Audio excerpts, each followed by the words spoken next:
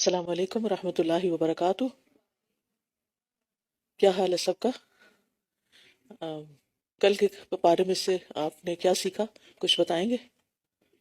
Mic دیجیے۔ جی بسم اللہ الرحمن الرحیم۔ کسی کو ناحق قتل نہیں کرنا، قتل کرنا بڑا جرم ہے۔ ٹھیک ہے، نیکسٹ۔ علم کے حصول کے لیے گھر سے نکلنا، سیکھنا اور سکھانا یہ جہاد کی قسم ہے۔ ٹھیک ہے، السلام علیکم ورحمۃ اللہ وبرکاتہ۔ نیکی کے کاموں میں رشک ہونا چاہیے، حسد نہیں ہونا چاہیے، اور اس کے لیے اللہ کا فضل مانگنا چاہیے۔ ٹھیک ہے، السلام علیکم۔ سلام کو عام کرنا چاہیے۔ اوکے، خالص اللہ کی رضا کے لیے کی گئی ذرہ برابر نیکی بھی اللہ تعالیٰ اس کا دوہرا اجر دیتا ہے، زیادہ صرف اجر دگنا نہیں، اجرن عظیمہ، اجر عظیم۔ بہت بڑا اجر عطا کرتا ہے۔ ٹھیک ہے، اللہ کی دی ہوئی آسانیوں کو فالو کرنا چاہیے۔ اللہ سبحانہ تعالیٰ کی دی ہوئی آسانیوں کو فالو کرنا جی چاہیے۔ اوکے، اللہ سبحانہ تعالیٰ نے ہمارے لیے جو آسانیاں رکھی ہیں ان کو بھی قبول کرنا چاہیے۔ یعنی یہ نہیں ضروری کہ کوئی کام مشکل ہوگا تو اسی پر اجر ہے، اور اگر کوئی آسانی ہے تو اجر نہیں، اس پر بھی اجر ہے۔ ٹھیک ہے، دعا صرف اللہ سبحانہ تعالیٰ سے مانگنی چاہیے اور کسی سے نہیں، کیونکہ دعا عبادت ہے۔ شابش۔ ٹھیک ہے، پیچھے۔ اچھا اخلاق اور اچھی ہمسائیگی عمر میں اضافے کا باعث بنتی ہے۔ گڈ۔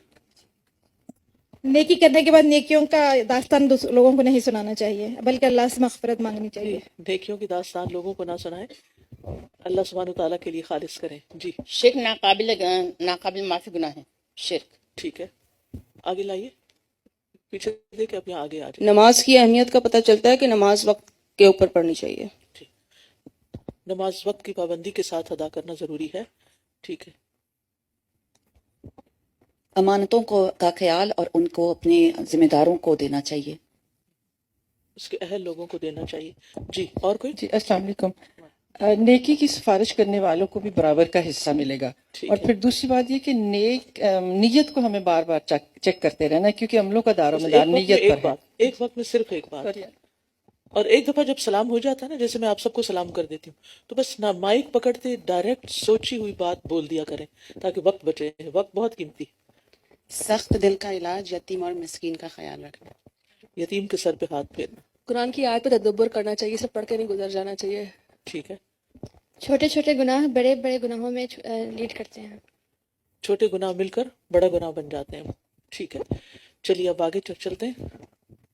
نحمده ونصلی علی رسولہ الکریم، اما بعد فاعوذ باللہ من الشیطان الرجیم، بسم اللہ الرحمن الرحیم، رب اشرح لی صدری ویسر لی امری واحلل عقدۃ من لسانی یفقہوا قولی، الحمد للہ عز واقتدر وعلا وقہر، لا ملجأ ولا ملتجأ منہ الا الیہ، ولا محید ولا مفر، احمدہ سبحانہ واشکرہ، وقد تأذن بالزیادۃ لمن شکر، واتوب الیہ واستغفرہ۔ تمام قسم کی حمد اللہ کے لیے ہے جو طاقتور، غالب اور صاحب اقتدار ہے، جو بلند اور غالب ہے، اور اس کی پکڑ سے بچنے کی کوئی جگہ اور پناہ گاہ نہیں مگر اسی کی طرف، نہ ہی دور بھاگنے کی جگہ ہے اور نہ فرار ہونے کی جگہ مگر اسی کی طرف۔ میں اللہ سبحانہ تعالیٰ کی حمد بیان کرتی ہوں اور اس کا شکر بجا لاتی ہوں، اور اللہ نے اعلان فرما دیا ہے کہ جو شکر کرے گا وہ اس کو زیادہ دے گا۔ میں اسی کی طرف توبہ کرتی ہوں اور اسی سے استغفار کرتی ہوں۔ لا يحب الله الجهر بالسوء من القول إلا من ظلم وكان الله سميعا عليما إن تبدوا خيرا أو تخفوه أو تعفوا عن سوء فإن الله كان عفوا قديرا۔ برائی کے ساتھ آواز بلند کرنے کو اللہ تعالیٰ پسند نہیں فرماتا۔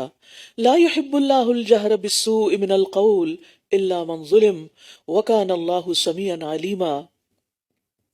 لا يحب اللہ الجہر بالسوء من القول الا من ظلم وکان اللہ سمیعا علیما۔ برائی کے ساتھ آواز بلند کرنے کو اللہ تعالیٰ پسند نہیں فرماتا مگر یہ کہ کسی پر ظلم ہوا ہو، اور اللہ خوب سننے والا، خوب جاننے والا ہے۔ بری باتوں کو نشر کرنا، بری باتیں عام کرنا، کسی کا دینی یا دنیاوی عیب سر عام بتانا درست نہیں۔ اگر کسی شخص میں کوئی خامی پائی جاتی ہے، کوئی عیب پایا جاتا ہے، تو اس کو سر عام ذلیل کرنا جائز نہیں ہے، اور نہ ہر شخص کو بتانا جائز ہے، کیونکہ یہ غیبت ہے، اور غیبت حرام فعل ہے۔ اللہ سبحانہ وتعالیٰ جس چیز سے محبت نہ کرتے ہوں، اور پھر یہ کہ اس پر ناراض بھی ہوتے ہوں، اس کام سے بچنا ضروری ہے۔ یعنی جو چیز اللہ تعالیٰ کو پسند نہیں، وہ ہمیں بھی پسند نہیں ہونی چاہیے۔ ہاں، ظالم کے خلاف آواز بلند کی جا سکتی ہے۔ اگر کوئی شخص ظلم پر اتر آئے تو مظلوم کو حق حاصل ہے کہ وہ اس کی زیادتی کے خلاف آواز بلند کرے، خصوصاً جہاں آواز بلند کرنے سے اس پر ظلم رک سکتا ہو یا اس کا مداوع ہو سکتا ہو۔ اسی طرح لوگوں کو اس کے ظلم سے بچانے کے لیے اس کا عیب بیان کرنا بھی جائز ہے۔ اسی سے یہ بات بھی آتی ہے کہ حدیث کے وہ راوی جو اوتھینٹک نہیں تھے اور ضعیف روایات بیان کرتے تھے، ان پر جرح کی گئی ہے، کیونکہ اس سے دین کو محفوظ کرنا مطلوب تھا۔ رسول اللہ صلی اللہ علیہ وسلم نے فرمایا، غنی آدمی کا حق ادا کرنے میں دیر کرنا یا ٹال مٹول کرنا اس کی سزا اور اس کی عزت کو حلال کر دیتا ہے۔ اور پھر زیادتی میں پہل کرنے والے کو جواب دینے کی، یعنی آگے سے جواب دینے کی رخصت ہے۔ یعنی مثال کے طور پر اگر دو لوگ ایک دوسرے پر زیادتی کر رہے ہیں تو جس نے پہل کی اس کو دوسرا اگر جواب دیتا ہے تو پھر یہ ظلم نہیں ہوگا، الا یہ کہ وہ اس سے بڑھ کر کوئی زیادتی کی بات کرے، اور پہل کرنے والا ہی اصل میں گناہ گار ہوتا ہے، کیونکہ جو جواب دے رہا ہے وہ تو دراصل اپنا بدلہ لے رہا ہے۔ اسی طرح ظالم کے حق میں بد دعا کرنے کا جواز بھی ہے۔ اور پھر اللہ سبحانہ تعالیٰ کو اگر یہ باتیں پسند نہیں، یعنی برائی پہ زبان کھولنا، تو پھر اچھی باتوں کو اللہ تعالیٰ پسند بھی کرتے ہیں۔ لہٰذا اچھا کلام، پاکیزہ کلام، الکلمۃ الطیبہ صدقہ ہے۔ اسی طرح ذکر الہی کرنا، قرآن کی تلاوت کرنا، کسی کو اچھا مشورہ دینا، کسی کا غم بانٹ لینا، کسی کی اداسی کو دور کر دینا، کسی کو انس فراہم کرنا، یہ سب چیزیں پھر اللہ تعالیٰ کو پسند بھی ہیں۔ تو یاد رکھیے، کسی کا بھی عیب، کسی کے اندر پائی جانے والی کوئی برائی سامنے بھی اس کو تانا نہ دیں اور پیٹھ پیچھے بھی اس کو برا نہ بیان کریں، کیونکہ یہ پھر غیبت ہو جائے گی۔ اور جہاں تک کسی کے حقیقی عیب کو بیان کرنے کا تعلق ہے کہ کوئی برائی واقعی کسی میں ہے اور اس کو بولا جا رہا ہے، تو یہی تو دراصل غیبت ہے۔ معاذ بن جبل سے روایت ہے کہ صحابہ نے رسول اللہ صلی اللہ علیہ وسلم کے پاس ایک آدمی کا ذکر کیا اور انہوں نے کہا، جب تک اسے کھلایا نہ جائے وہ کھاتا نہیں، جب تک اسے سوار نہ کیا جائے وہ سوار نہیں ہوتا۔ تو نبی صلی اللہ علیہ وسلم نے فرمایا، تم لوگوں نے اس کی غیبت کی ہے۔ صحابہ نے کہا، اللہ کے رسول، جو اس میں ہے وہی ہم نے بیان کیا ہے۔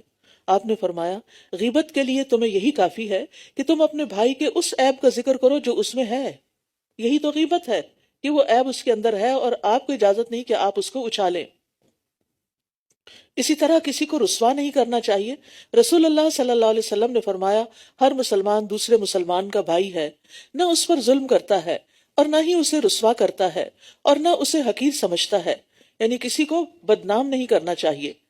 اسی طرح گناہوں کو کھلم کھلا بیان نہیں کرنا چاہیے، یعنی اگر انسان سے اپنے سے بھی کوئی غلطی ہو گئی یا کوئی گناہ ہو گیا تو پھر اس کو نشر نہیں کرنا چاہیے۔ رسول اللہ صلی اللہ علیہ وسلم نے فرمایا، میری تمام امت کو معاف کر دیا جائے گا سوائے کھلم کھلا گناہ کرنے والوں کے۔ اور گناہوں کو کھلم کھلا کرنے میں یہ بھی شامل ہے کہ ایک شخص رات کو کوئی گناہ کا کام کرے اور اس کے باوجود کہ اللہ نے اس کے گناہ کو چھپا دیا ہے، مگر صبح ہونے پر وہ کہنے لگے، اے فلاں، میں نے کل رات فلاں فلاں برا کام کیا تھا۔ رات گزر گئی تھی، اس کے رب نے اس کا گناہ چھپائے رکھا، لیکن جب صبح ہوئی تو وہ خود ہی اللہ کے پردے کو کھولنے لگا۔ یعنی اللہ نے اس کو ڈھانپ دیا تھا لیکن اس نے خود اپنی برائی کو نشر کر دیا۔ تو برائی کسی کی ہو اس کو بھی نشر نہیں کرنا چاہیے، اور گناہ خود سے ہو جائے تو اس کو بھی پبلک نہیں کرنا چاہیے۔ پھر فرمایا، ان تبدو خیرا او تخفوہ او تعفو عن سوء فان اللہ کان عفوا قدیرا۔ اگر تم کوئی نیکی ظاہر کرو یا اسے چھپاؤ یا کسی برائی سے درگزر کرو تو بے شک اللہ بہت معاف کرنے والا، بہت قدرت رکھنے والا ہے۔ یہاں معاف کرنے کی ترغیب دی جا رہی ہے، یعنی اگرچہ ظالم کا شکوہ کرنا یا اس کے حق میں بد دعا کرنا جائز ہے، لیکن عفو و درگزر سے کام لینا زیادہ بہتر ہے، کیونکہ اللہ سبحانہ تعالیٰ خود پوری قدرت رکھنے کے باوجود بہت معاف کرنے والا ہے اور بندے کو ڈھیل دیتا رہتا ہے تاکہ وہ اپنے گناہوں کی معافی مانگ لے۔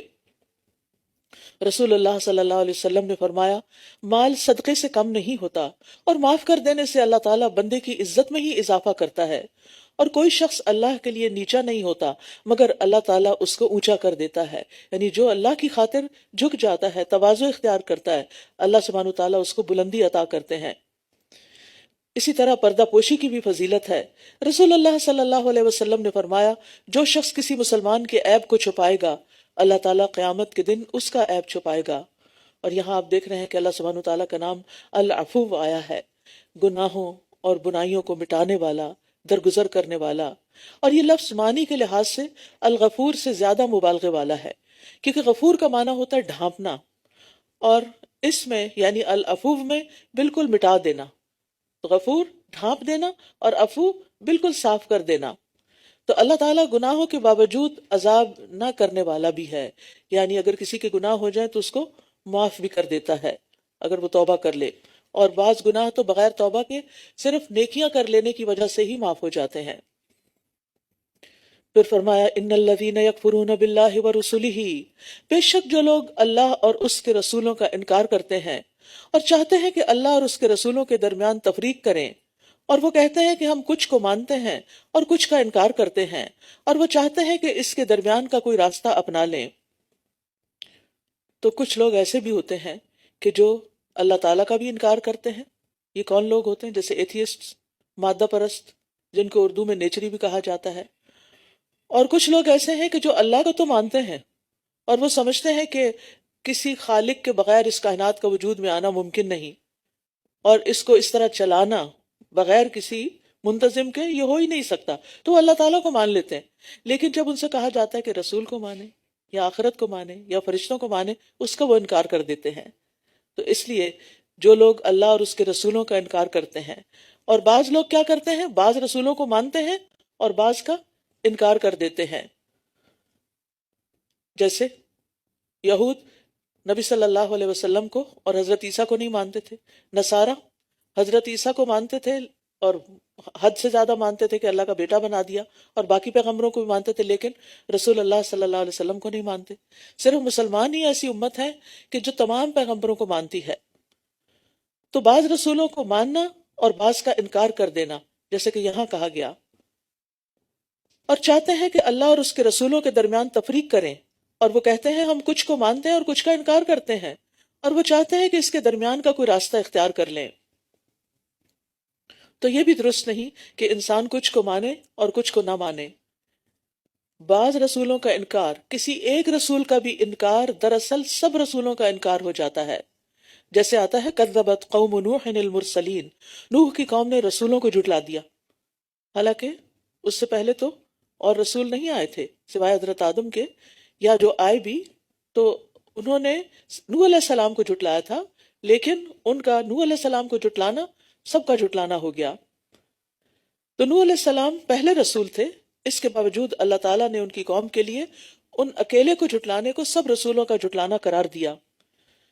پھر فرمایا اولئک ھم الکافرون حقا واعتدنا للکافرین عذابا مہینا، یہی لوگ دراصل حقیقی کافر ہیں اور ہم نے کافروں کے لیے رسوا کرنے والا عذاب تیار کر رکھا ہے، یعنی رسولوں کا انکار عذاب کو دعوت دینا ہے۔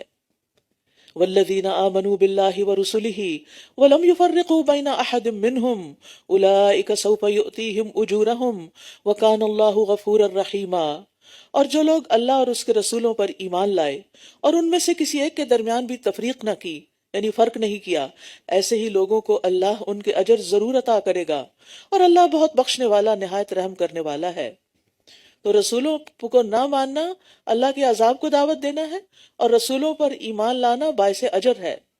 عبادہ رضی اللہ عنہ کہتے ہیں کہ نبی صلی اللہ علیہ وسلم نے فرمایا، جس نے گواہی دی کہ اللہ کے سوا کوئی معبود نہیں، وہ اکیلا ہے، اس کا کوئی شریک نہیں، اور محمد صلی اللہ علیہ وسلم اس کے بندے اور اس کے رسول ہیں، اور عیسیٰ علیہ السلام اللہ کے بندے، اس کے رسول اور اس کا کلمہ ہے، جسے اس نے مریم تک پہنچا دیا تھا، اور اس کی طرف سے روح ہے، اور جنت حق ہے اور جہنم حق ہے، تو اس نے جو بھی عمل کیا ہوگا اللہ اسے جنت میں داخل کرے گا۔ یعنی رسولوں کو ماننا جنت میں داخلے کا باعث ہے۔ پھر فرمایا یسألک اہل الکتاب ان تنزل علیہم کتابا من السماء، اہل کتاب آپ سے مطالبہ کرتے ہیں کہ آپ ان پر آسمان سے کوئی کتاب اتار لائیں۔ تو در حقیقت انہوں نے موسیٰ سے اس سے بھی بڑی چیز کا مطالبہ کیا تھا، جب انہوں نے کہا تھا ہمیں اللہ کو کھلم کھلا دکھا دو، سامنے دکھا دو، تو ان کے ظلم کی وجہ سے بجلی کی کڑک نے انہیں پکڑ لیا۔ پھر اس کے باوجود کہ ان کے پاس واضح نشانیاں آ چکی، انہوں نے بچڑے کو معبود بنا لیا، پھر بھی ہم نے ان سے درگزر کیا، اور ہم نے موسیٰ کو واضح غلبہ عطا کیا تھا، اور ہم نے ان سے پختہ عہد لینے کے لیے کوہ طور کو ان پر اٹھا کھڑا کیا، اور ہم نے ان سے کہا کہ دروازے میں عاجزی سے جھکتے ہوئے داخل ہونا، اور ہم نے ان سے کہا کہ تم ہفتے کے دن میں زیادتی نہ کرنا، اور ہم نے ان سے پختہ عہد بھی لیا تھا۔ یہ ان پر کوہ طور کیوں اٹھایا گیا تھا اور کیا عہد لیا گیا تھا؟ وَإِذْ رَفَعْنَا فَوْقَكُمُ الطُّورَ خُذُوا مَا آتَيْنَاكُمْ بِقُوَّةٍ، کہ اللہ کی کتاب کو مضبوطی سے تھام لو، مضبوطی سے پکڑ لو، اس کتاب پر عمل کرو۔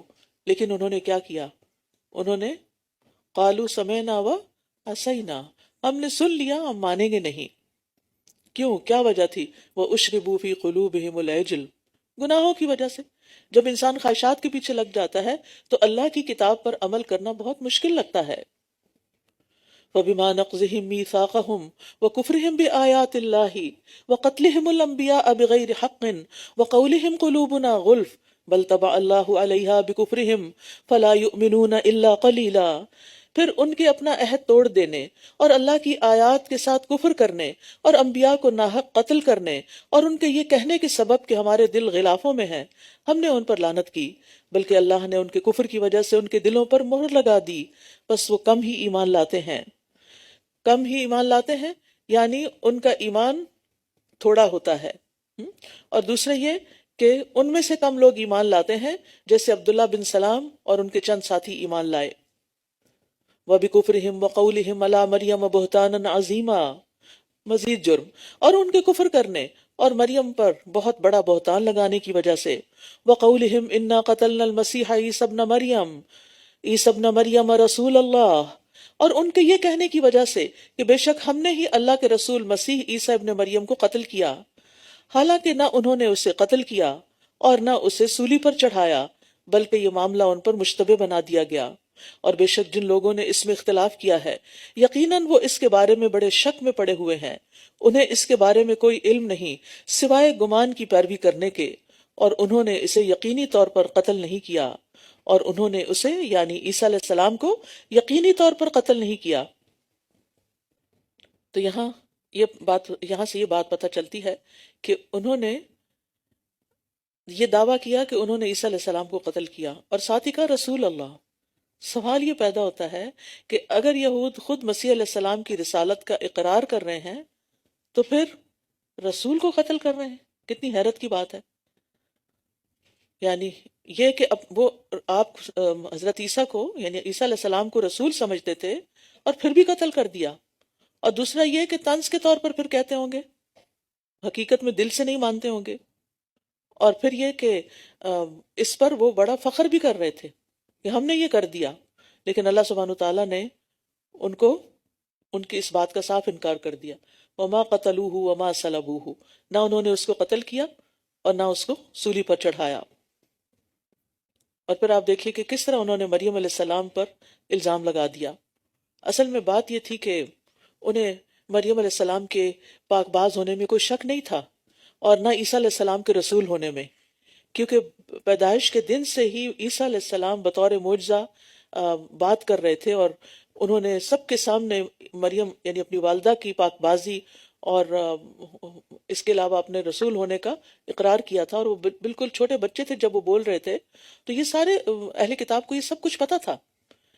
لیکن جب مسیح علیہ السلام بڑے ہوئے اور انہوں نے اپنی قوم کو، کیونکہ عیسیٰ علیہ السلام وہ آخری پیغمبر ہیں جو بھیجے گئے تھے ان کی طرف، بنی اسرائیل کی طرف، تو ان کی اصلاح کرنے کے لیے آئے تھے، تو انہوں نے کفر اور شرک سے روکا، ریاکاری اور سود خوری پہ روکا، تو اس وجہ سے وہ ان کے مخالف ہو گئے کہ آپ ہمیں ان برائیوں سے کیوں منع کرتے ہیں. تو ان گناہوں میں پڑنے کی وجہ سے ان کے دل سخت ہو چکے تھے، اور وہ خاتون جس کو وہ 30 سال تک پاک باز سمجھتے رہے ان پر زنا کی تہمت لگا دی، اور جسے دل سے رسول مان رہے تھے گناہوں سے ٹوکنے پر اس کو قتل کرنے کے درپے ہو گئے، حتیٰ کہ اپنے خیال میں وہ اس میں کامیاب بھی ہو گئے. تو بات یہ ہے کہ جب انسانی فطرت مسخ ہو جاتی ہے تو پھر کہاں تک جا پہنچتی ہے.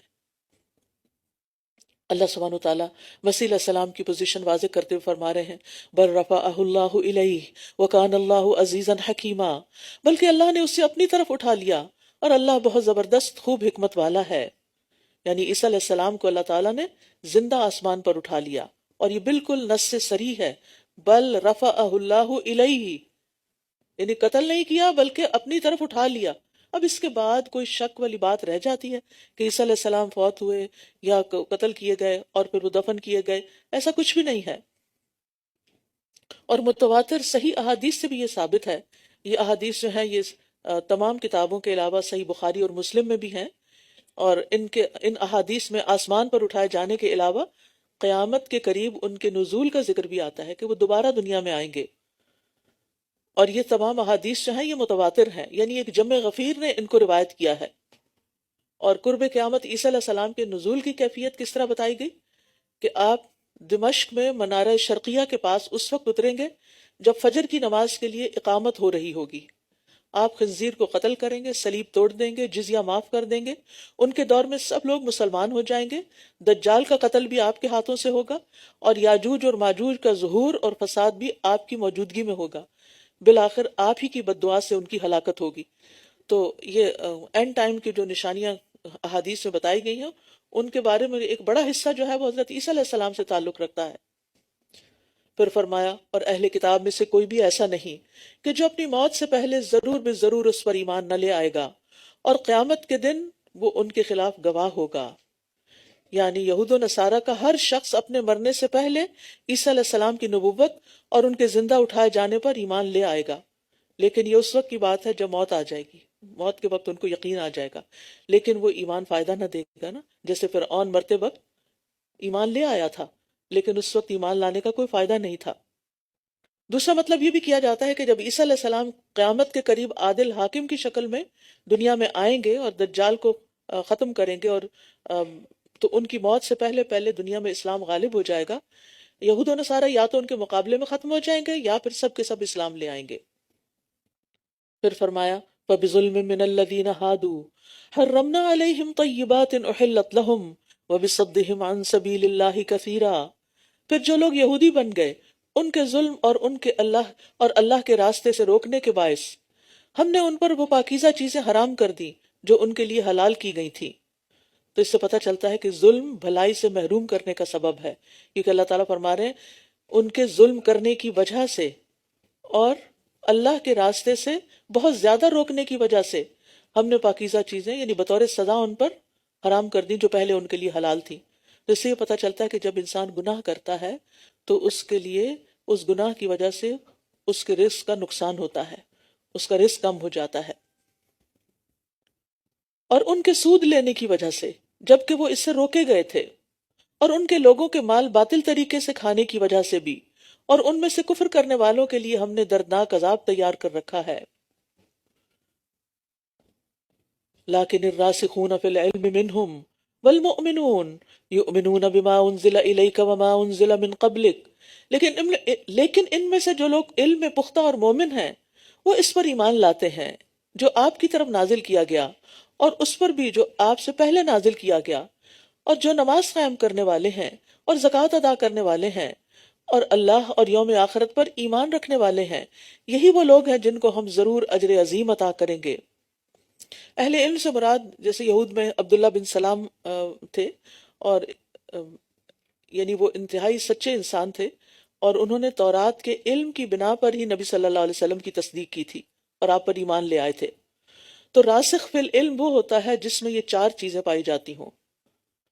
اس کے اور اللہ کے درمیان تقوی پایا جائے، اس کے اور مخلوق کے درمیان عاجزی اور انکساری ہو، اس کے اور دنیا کے درمیان بے رغبتی ہو، اس کے اور نفس اس کے نفس کے درمیان مجاہدہ پایا جاتا ہو، یعنی اللہ سے ڈرنے والا ہو، لوگوں کے ساتھ نرمی کا معاملہ کرے، عاجزی کا معاملہ کرے، دنیا سے بے رغبت ہو اور اپنے نفس کے خلاف جہاد کرے۔ تو نافع بن یزید کہتے ہیں الراسخون فی العلم، اللہ کے لیے عاجزی کرنے والے اور اللہ کی رضا کو طلب کرنے میں انتہائی جھکے ہوئے ہوتے ہیں، وہ اپنے سے اوپر والے لوگوں پر بڑائی کا اظہار نہیں کرتے اور اپنے سے کم درجے کے لوگوں کو حقیر نہیں سمجھتے۔ یہ ہے علم کی نشانیاں، علم والا ہونے کی نشانی۔ اور جو لوگ لوگوں سے جھگڑا کریں، بات کرتے ہوئے اللہ سے نہ ڈریں، دنیا کی لالچ میں گرفتار ہوں اور اپنے نفس کو بے لگام چھوڑا ہوا ہو، تو چاہے وہ کتابوں کی کتابیں چاٹ چکے ہوں، وہ علم میں راسخ نہیں ہوتے، وہ اہل علم کہلانے کے حقدار نہیں ہوتے۔ پھر فرمایا انا اوحینا الیک کما اوحینا الی نوح والنبیین من بعدہ، بے شک ہم نے آپ کی طرف بھی اسی طرح وحی کی جیسے ہم نے نوح اور اس کے بعد دیگر انبیاء پر وحی کی۔ یعنی لوگوں کو آپ کی وحی کے بارے میں، آپ کے رسول ہونے کے بارے میں کیوں شک ہے؟ یہ سلسلہ کوئی نیا تو نہیں، تو اس سے پہلے بھی تو یہ ہوتا رہا ہے کہ بہت سے انبیاء پر اللہ تعالیٰ نے وحی بھیجی، اور ہم نے ابراہیم، اسماعیل، اسحاق، یعقوب اور اولاد یعقوب اور عیسیٰ، ایوب، یونس، ہارون اور سلیمان کی طرف بھی وحی کی، اور ہم نے داؤد کو زبور عطا کی۔ ان تمام پیغمبروں کے ناموں کا ایک گلدستہ پیش کر دیا گیا ہے کہ ان سب کی طرف اللہ نے وحی کی اور ان کو رسول بنایا، تو ان کی طرح آپ صلی اللہ علیہ وسلم کی طرف بھی وحی کی گئی۔ اور اس سے پہلے ہم نے بہت سے رسولوں کے قصے آپ سے بیان کیے ہیں، اور بہت سے رسول ایسے ہیں جن کے قصے ہم نے آپ سے بیان نہیں کیے، اور اللہ نے موسیٰ علیہ السلام سے کلام کیا جیسے کلام کیا جاتا ہے، یعنی واقعی کلام کیا۔ اب یہاں پر یہ بتایا جا رہا ہے کہ کچھ رسولوں کی بات ہم نے آپ سے بیان کی، کچھ کی ذکر بھی نہیں کیا قرآن میں، یعنی 25 پیغمبروں کے نام قرآن میں آئے ہیں لیکن سب کے نہیں آئے، حالانکہ ان کی تعداد تو بہت بڑی ہے۔ اس کی وجہ کیا ہے؟ اس کی وجہ یہ ہے کہ پوری دنیا کی تاریخ بیان کرنا قرآن کا مقصد نہیں، جن پیغمبروں کے حالات سے لوگوں کو سمجھانا مقصود تھا، بس ان کا ذکر کر دیا گیا۔ اور پھر آپ دیکھیے کہ ان رسولوں کی بھی بڑی بڑی قربانیاں ہوں گی، انہوں نے بھی بڑی بڑی عبادتیں اور ریاضتیں کی ہوں گی، لیکن ان کا ذکر تک نہیں ہے، ہمیں معلوم ہی نہیں ہے، ہم جانتے ہی نہیں۔ اسی طرح اللہ کے کچھ بندے ایسے ہوتے ہیں کہ جو بڑے ہی نیک ہوتے ہیں، متقی، پرہیزگار، صدقہ خیرات کرنے والے اور اللہ کو دن رات یاد کرنے والے، لیکن کوئی ان کو جانتا نہیں ہوتا، کسی کو نہیں پتا ہوتا کہ کون ہے۔ وہ اپنی ظاہری شکل و صورت سے ایک عام انسان لگتے ہیں، لیکن اللہ کے ولی ہوتے ہیں، اللہ کے دوست ہوتے ہیں، اللہ کے محبوب ہوتے ہیں۔ تو اس سے کوئی فرق نہیں پڑتا کہ آپ کا نام کتنا روشن ہوا اور کتنا نہیں، اصل بات یہ ہے کہ اللہ کی نگاہ میں آپ کا مقام کیا ہے۔ وَرُسُلًا لَمْ نَقْصُصْهُمْ، کوئی بات نہیں اگر کسی کو آپ کی نیکی کا نہیں پتا چلا، بلکہ اچھا ہی ہوا کہ آپ ریاکاری سے بچ گئے اور آپ کی نیکی صرف اللہ کے لیے خالص ہو گئی۔ اور پھر یہاں خاص طور پر موسیٰ علیہ السلام کا ذکر ان کے کلام کرنے کے حوالے سے ہے، اور یہ کلام کیا تھا اس کے بارے میں آتا ہے کہ موسیٰ علیہ السلام نے اس کلام میں اپنے رب سے 6 چیزوں کے بارے میں سوال کیا۔ ان کا خیال یہ تھا کہ یہ ان کے لیے خاص ہے، اور 7ویں چیز کو موسیٰ علیہ السلام ناپسند کرتے تھے۔ موسیٰ علیہ السلام نے کہا اے میرے رب، تیرا کون سا بندہ سب سے زیادہ متقی ہے؟ اللہ تعالیٰ نے فرمایا جو مجھے یاد رکھتا اور بھولتا نہیں۔ انہوں نے پوچھا تیرا کون سا بندہ بہت زیادہ ہدایت یافتہ ہے؟ فرمایا جو میری ہدایت کی پیروی کرتا ہے۔ پوچھا تیرا کون سا بندہ سب سے زیادہ منصف ہے، عدل کرنے والا ہے؟ فرمایا جو لوگوں کے لیے اس طرح فیصلہ کرتا ہے جیسے وہ اپنی ذات کے لیے کرتا ہے۔ پوچھا کہ سب سے زیادہ علم والا کون سا ہے؟ فرمایا جو علم سے سیر نہیں ہوتا اور لوگوں کے علم کو اپنے علم کی طرف جمع کرتا رہتا ہے، یعنی سیکھتا چلا جاتا ہے، کبھی بھی وہ یہ نہیں کہتا کہ میں عالم بن چکا ہوں، اب مجھے سرٹیفکیٹ مل گیا، مزید سیکھنے کی ضرورت نہیں۔ پوچھا تیرا کون سا بندہ سب سے زیادہ معزز ہے؟ فرمایا جو مقابل پر قدرت پانے کے باوجود معاف کر دے۔ پوچھا تیرا کون سا بندہ سب سے زیادہ مالدار ہے؟ فرمایا جس کو کچھ دیا جائے اور اس پہ راضی ہو جائے، جتنا ملے اس پر قناعت اختیار کرے، کیونکہ قناعت بہت بڑی دولت ہے، یہی اطمینان قلب کا سبب ہے، ورنہ انسانوں کی خواہشیں تو بڑی بے لگام ہے، اور خواہش کی ایک مشکل یہ ہے کہ ایک خواہش ختم ہوتی ہے تو اپنا بچہ دے جاتی ہے، ایک اور پیدا ہو جاتی ہے، یعنی ایک ہم و غم ختم نہیں ہوتا کہ ایک اور لاگو ہو جاتا ہے۔ ایک چیز مانگتے ہیں وہ مل جاتی ہے تو بس اس پہ تھوڑا امکنات کرنے والے ہوتے ہیں، ایک اور کا غم شروع ہو جاتا ہے، تو ساری زندگی حد تک انسان مٹی میں جا ملتا ہے۔ پوچھا تیرا کون سا بندہ سب سے زیادہ فقیر ہے؟ فرمایا جس کی حالت ناقص کر دی گئی ہو، یعنی ضرورت سے زیادہ چاہنے والا، وہ فقیر ہوتا ہے، یعنی اس کا دل کبھی نہیں بھرتا. یعنی کہتے ہیں نا الغنا غنا النفس، کہ امیری نفس کی امیری ہوتی ہے، یعنی جس کا دل رج جائے بس وہ امیر ہے، ورنہ کسی کے پاس بلینز بھی ہیں تو وہ فقیر ہی ہے اگر اس کے اندر کی حاجت نہیں ختم ہوتی. پھر فرمایا رسلا مبشرین و منذرین، یہ رسول جو خوشخبری دینے والے اور ڈرانے والے تھے تاکہ رسولوں کے بعد لوگوں کے لیے اللہ کے مقابلے میں کوئی حجت باقی نہ رہے، اور اللہ بہت زبردست خوب حکمت والا ہے. یعنی انبیاء کی بعثت کا مقصد کیا ہے؟ کہ جو لوگ ایمان لائیں اور اپنی اصلاح کر لیں انہیں جنت کی خوشخبری دیں، مبشرین، اور جو کفر اور نادانی پر گناہوں پہ جمے رہیں ان کو خبردار کریں، ان کو ڈرائیں، تاکہ قیامت کے دن وہ یہ عذر نہ کر سکیں کہ ہمارے پاس تو کوئی خوشخبری دینے والا یا خبردار کرنے والا آیا ہی نہیں تھا. تو یہاں دائی کے لیے تبلیغ کے دو اہم اصول دیے جا رہے ہیں کہ ایک طرف وہ لوگوں کو خوشخبری سنانے والا بھی ہو اور دوسری طرف ان کو ڈر سنانے والا بھی ہو. کیونکہ اگر ہمیشہ انسانوں کو خوشخبریاں ہی سنائی جائیں تو پھر دل میں صرف امیدیں اور آرزویں رہ جائیں گی، اور اگر ہمیشہ ڈرانے کی بات کی جائے تو انسان نا امیدی اور مایوسی کا شکار ہو جائے گا. تو ایمان جو ہے امید اور خوف کے درمیان ہے. لیکن اللہ یشہد بما انزل الیک انزلہ بعلمہ، لیکن اللہ گواہی دیتا ہے کہ جو اس نے آپ کی طرف نازل کیا ہے اسے اپنے علم کے ساتھ نازل کیا، اور کچھ فرشتے بھی گواہی دیتے ہیں، اور کافی ہے اللہ کا گواہ ہونا. بے شک جن لوگوں نے کفر کیا اور اللہ کے راستے سے روکا یقیناً وہ گمراہی میں بہت دور نکل گئے ہیں. بے شک جن لوگوں نے کفر کیا اور ظلم کیا اللہ انہیں ہرگز معاف نہ کرے گا اور نہ ہی انہیں کسی راستے کی ہدایت دے گا. یعنی کفر پر ظلم کا بھی اضافہ کیا، تو ایسے لوگ پھر اللہ کی بخشش سے بہت دور ہیں اور ہدایت سے بھی. اللہ طریق جہنم، سوائے جہنم کے راستے کے جس میں وہ ہمیشہ ہمیشہ رہنے والے ہیں، اور یہ اللہ پر بہت آسان ہے. اے لوگو، یہ رسول تمہارے پاس رب کی طرف سے حق لے کر آیا ہے، بس تم ایمان لے آؤ تمہارے لیے بہتر ہوگا، اور اگر تم کفر کرو گے تو بے شک اللہ ہی کے لیے ہے جو کچھ آسمانوں اور زمین میں ہے، اور اللہ بہت علم والا بہت حکمت والا ہے. یہود کے اعتراضات اور شبہات کی تردید کے بعد یہاں قرآن کی حقانیت کے ثبوت دیے جا رہے ہیں کہ یا ایھا الناس قد جاءکم الرسول بالحق، کہ رسول حق لے کر آئے ہیں، یعنی قرآن جو لے کر آئے ہیں وہ بالکل سچی کتاب ہے، تو لازم ہے کہ تم اس کی دعوت کو قبول کر لو، اسی میں تمہارا بھلا ہے، تمہارے انجام کے لیے بھی یہ زیادہ بہتر ہے. ورنہ یاد رکھو زمین و آسمان میں جتنی مخلوق ہے سب کا مالک اللہ ہے، اور تمہارے ایمان نہ لانے سے اس کا کچھ نہیں بگڑتا. پھر فرمایا یا اہل الکتاب لا تغلوا فی دینکم، اے اہل کتاب تم اپنے دین میں غلو نہ کرو اور اللہ کے بارے میں حق کے سوا کچھ مت کہو. بلا شبہ مسیح عیسیٰ ابن مریم اللہ کا رسول اور اس کا کلمہ تھا جو اس نے مریم کی طرف القاء کیا، اور اس کی طرف سے ایک روح، لہٰذا تم اللہ اور اس کے رسولوں پر ایمان لاؤ اور مت کہو کہ تین ہیں، باز آ جاؤ، یہ تمہارے لیے بہتر ہے. بے شک اللہ اکیلا ہی معبود ہے، وہ اس سے پاک ہے کہ اس کے لیے کوئی بیٹا ہو. آسمانوں اور زمین میں جو کچھ ہے اسی کا ہے، اور کافی ہے اللہ کارساز.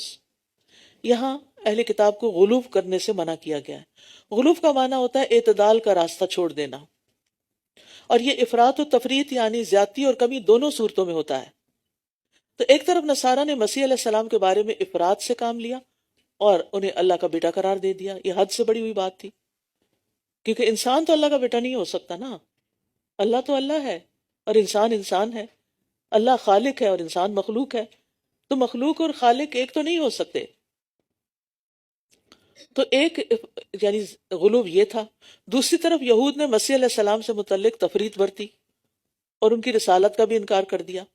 تو قرآن نے یہ بتایا کہ یہ دونوں فریق کیا کر رہے ہیں؟ غلو کر رہے ہیں، حد سے بڑی ہوئی بات کر رہے ہیں. تو اعتدال کی راہ یہ ہے کہ عیسیٰ علیہ السلام نہ تو اللہ کے بیٹے ہیں کہ ان کو معبود بنایا جائے، اور نہ جھوٹے نبی ہیں بلکہ وہ اللہ کے بندے اور رسول ہیں. یاد رکھیے ہمیں بھی دین میں غلو کرنے سے منع کیا گیا ہے. نبی صلی اللہ علیہ وسلم نے فرمایا دین میں غلو سے بچو، کیونکہ تم سے پہلے لوگ دین میں غلو کی وجہ سے ہی ہلاک ہوئے. حتیٰ کہ نبی صلی اللہ علیہ وسلم کی ذات کے بارے میں بھی غلو سے بچنا چاہیے. عمر رضی اللہ عنہ کہتے ہیں کہ انہوں نے منبر پر کہا میں نے نبی صلی اللہ علیہ وسلم کو یہ فرماتے ہوئے سنا مجھے ایسا نہ بڑھاؤ جس طرح نصارہ نے عیسیٰ ابن مریم کو بڑھایا، بس میں تو اللہ کا بندہ ہوں، اس لیے تم یوں کہا کرو کہ آپ اللہ کے بندے ہیں اور اس کے رسول ہیں۔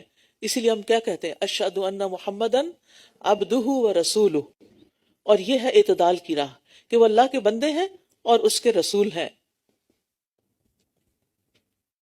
مسیح ہرگز اس بات کو عار نہیں سمجھتے کہ وہ اللہ کا بندہ ہو، مسیح ہرگز اس بات کو عار نہیں سمجھتا کہ وہ اللہ کا بندہ ہو، اور نہ ہی مقرب فرشتے عار سمجھتے ہیں، اور جو کوئی اس کی عبادت کو عار سمجھتا ہے اور تکبر کرتا ہے تو وہ ضرور ان سب کو اپنی طرف اکٹھا کرے گا۔ عبد ہونا ایک سب سے کامل وصف ہے انسان کا، یعنی مخلوق میں سے سب سے کامل، اور اپنی طرف سے مقرب بناتا ہے اللہ اس کو جس کو عبودیت کا وصف دیتا ہے۔ تو مسیح علیہ السلام کو یہ کہنے میں کوئی عار نہیں تھی کہ میں اللہ کا بندہ ہوں۔ اسی طرح جو مقرب فرشتے ہیں وہ بھی یہی کہتے ہیں کہ ہم اللہ کے بندے ہیں، بل عباد مکرمون۔ نبی صلی اللہ علیہ وسلم نے اپنے لیے عبد ہونے کو پسند کیا۔ آپ کی طرف ایک فرشتہ آیا جس نے آ کر آپ سے کہا، اے محمد صلی اللہ علیہ وسلم، آپ کے رب نے مجھے آپ کی طرف بھیجا ہے، میں یہ پوچھنے آیا ہوں کہ میں یعنی اللہ سبحانہ تعالیٰ آپ کو بادشاہ بناؤں یا بندہ جو رسول ہے؟ تو جبریل علیہ السلام نے آپ کو کہا، اے محمد اپنے رب کے لیے عاجزی اختیار کریں۔ تو رسول اللہ صلی اللہ علیہ وسلم نے فرمایا، نہیں بلکہ مجھے بندہ اور رسول بنا دے۔ تو آپ نے اپنے لیے بندہ ہونے کو پسند کیا، اور یہ عاجزی اور فرما برداری اور بندگی ایمان والوں کی بھی صفت ہوتی ہے۔ وہ اپنے لیے عبادت کو، بندگی کو اور اسی طرح عاجزی کو پسند کرتے ہیں۔ رسول اللہ صلی اللہ علیہ وسلم نے فرمایا، ایمان والے عاجزی کرنے والے اور نرم ہوتے ہیں، اس مانوس اونٹ کی طرح کہ اگر اس کو چلایا جائے تو وہ چلتا ہے، اگر اس کو پیچھے سے ہانکا جائے تو بھی چلتا ہے، اگر اس کو چٹان پر بٹھا دیا جائے تو وہ بیٹھ جاتا ہے، یعنی ہر طرح کے حالات میں راضی رہتا ہے۔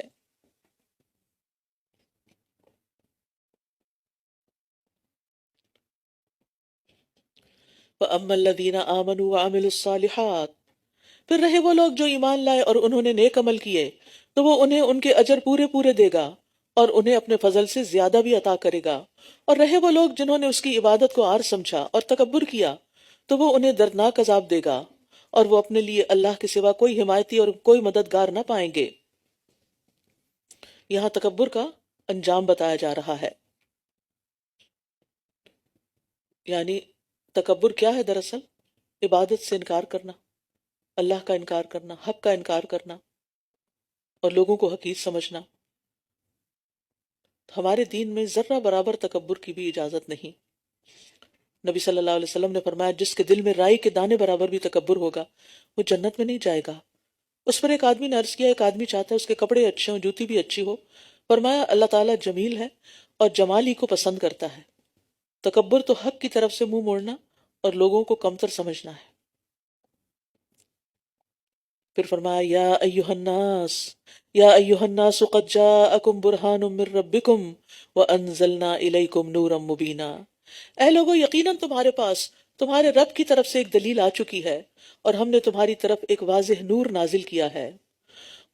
برہان ایسی واضح دلیل کو کہتے ہیں کہ جو فریقین کے درمیان فیصلہ کن حیثیت رکھتی ہو، قاطع، دلیل قاطع جس کو کہتے ہیں۔ تو قرآن اس لحاظ سے برہان ہے کہ اس نے اپنے مخاطبین کو چیلنج کیا ہے، اور خاص طور پر منکرین کو، کہ اگر تم یہ سمجھتے ہو کہ یہ اللہ کا کلام نہیں بلکہ کسی انسان کا کلام ہے تو سب مل کر ایک دوسرے کی مدد کرو اور قرآن جیسی ایک صورت بنا لاؤ۔ لیکن سب لوگ عاجز رہ گئے۔ تو اس چیلنج سے کیا پتہ چلتا ہے کہ قرآن اللہ کا کلام ہے اور نبی صلی اللہ علیہ وسلم اللہ کے رسول ہیں، اور اللہ سبحانہ وتعالیٰ نے ہی آپ کو اس کام کے لیے چنا۔ اور قرآن جو ہے یہ نور ہدایت ہے، اور اس کے ہمارے لیے لازم ہے کہ اس کو پکڑے رکھیں اور مضبوطی سے اس کے ساتھ جڑے رہیں۔ اور جن گھروں میں قرآن پڑھا جائے وہ گھر بھی روشن ہو جاتے ہیں، جن دلوں میں قرآن ہوتا ہے وہ دل بھی روشن ہو جاتے ہیں۔ نبی صلی اللہ علیہ وسلم نے فرمایا، جس گھر میں قرآن کی تلاوت کی جاتی ہے وہ آسمان والوں کو ایسے نظر آتا ہے جیسے زمین والوں کو ستارے نظر آتے ہیں۔ آپ دیکھیے کہ آپ کا گھر صرف ایک آرٹیفیشل لائٹ یا الیکٹریسٹی سے روشن نہیں ہوتا، بلکہ اصل روشنی جو آسمان والوں کو آپ کے گھر کی نظر آتی ہے وہ قرآن پڑھنے کی وجہ سے. لہٰذا اپنے گھروں میں انڈیویجولی بھی قرآن پڑھیے اور اپنے گھروں میں چھوٹے چھوٹے گروپس بنا کر بھی قرآن کی مجالس قائم کیجیے، کیونکہ اس سے گھروں میں برکت ہوتی ہے، سکینت اترتی ہے، فرشتے وہاں نازل ہوتے ہیں، شیاطین وہاں سے بھاگ جاتے ہیں. تو اس لیے اس چیز کا بھی اہتمام کرنا چاہیے. ٹھیک ہے، بڑی کلاسز میں جانا، جمعے کی نماز میں جانا، یہ بھی ایک بہت نیکی کا کام ہے، لیکن اپنے گھر کے اندر چاہے آپ اپنے بچوں کو، اپنی فیملی کو، اپنے رشتہ داروں کو اس کام کے لیے بلائیں. آپ میں سے ہر کوئی لوگوں کو اپنے گھر دعوت پہ تو بلاتا ہی ہوگا کبھی نہ کبھی. کچھ لوگ تو بس انہوں نے تو ویکلی یہ کام شروع کر رکھا ہے کہ ہر ہفتے دعوت ضرور کرنی ہے. کھانے پہ آپ بلاتے ہیں لوگوں کو، بہت اچھی بات ہے کھانا کھلانا، لیکن کیا صرف کھانا کھلا کے دین مکمل ہو جاتا ہے؟ نہیں نا، وہ تو صرف ایک حصہ ہے، اس کے ساتھ ان کو روحانی غذا بھی دینی چاہیے. تو جس طرح آپ کھانے پہ بلاتے ہیں، اسی طرح آپ قرآن کی مجلس کے لیے بلائیے لوگوں کو. اور اگر کھانے کے ساتھ ہی کمبائن کر لیں، یعنی آپ نے کھانے کے لیے بلایا اور پھر اس کے بعد کہا کہ کھانا لگنے والا بس 10 منٹ 15 منٹ ہم تھوڑا سا قرآن کا مطالعہ کرتے ہیں، تو اس سے آپ دیکھیے کہ گھروں کے اندر کتنی برکت ہوگی. لوگ اپنے ساتھ کوئی اچھی یاد لے کے جائیں گے، ورنہ کیا ہوتا ہے کھانے کی میز پر صرف کون سی باتیں ہو رہی ہوتی ہیں، اور پھر بعض اوقات غیر ضروری سے آگے بڑھ کر ناپسندیدہ باتیں بھی ہونے لگتی ہیں.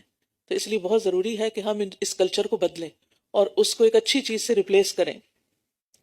فَأَمَّا الَّذِينَ آمَنُوا بِاللَّهِ وَاعْتَصَمُوا بِهِ فَسَيُدْخِلُهُمْ فِي رَحْمَةٍ مِّنْهُ وَفَضْلٍ وَيَهْدِيهِمْ إِلَيْهِ صِرَاطًا مُسْتَقِيمًا.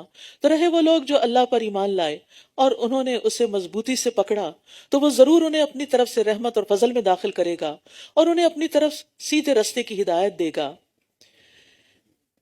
وہ آپ سے فتویٰ مانگتے ہیں، کہہ دیجئے اللہ تمہیں کلالہ کے بارے میں فتویٰ دیتا ہے. اگر کوئی ایسا شخص مر جائے جس کی کوئی اولاد نہ ہو اور اس کی ایک بہن ہو، تو اس کے لیے اس کے ترکے کا آدھا حصہ ہے، اور وہ اس بہن کا وارث ہوگا اگر اس بہن کی کوئی اولاد نہ ہو. اگر اس کی کوئی اولاد نہ ہو، پھر اگر وہ 2 بہنیں ہوں تو ان دونوں کے لیے اس بھائی کے ترکے میں سے 2/3 حصہ ہے. اور اگر وہ کئی بہن بھائی مرد اور عورتیں ہوں تو مرد کے لیے عورتوں کے 2 حصے کی مانند، تو مرد کے لیے 2 عورتوں کی مانند حصہ ہے. اللہ تمہارے لیے احکام واضح کرتا ہے تاکہ تم گمراہ نہ ہو جاؤ، اور اللہ ہر چیز کو خوب جاننے والا ہے. یہاں اللہ سبحانہ وتعالیٰ نے احکام وراثت کو بیان کرنے کے بعد کیا فرمایا؟ یبین اللہ لکم ان تضلوا، کہ کہیں تم بھٹک نہ جاؤ.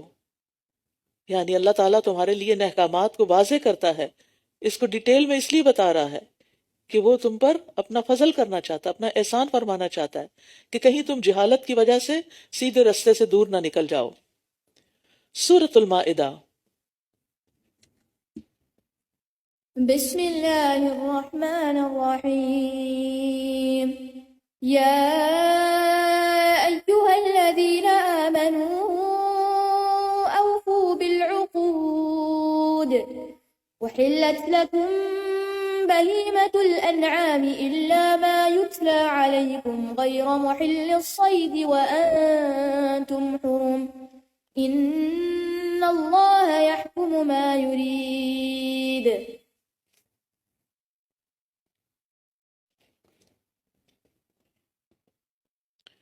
سورۃ المائدہ اس حال میں نازل ہوئی کہ آپ صلی اللہ علیہ وسلم اپنی سواری پر سوار تھے.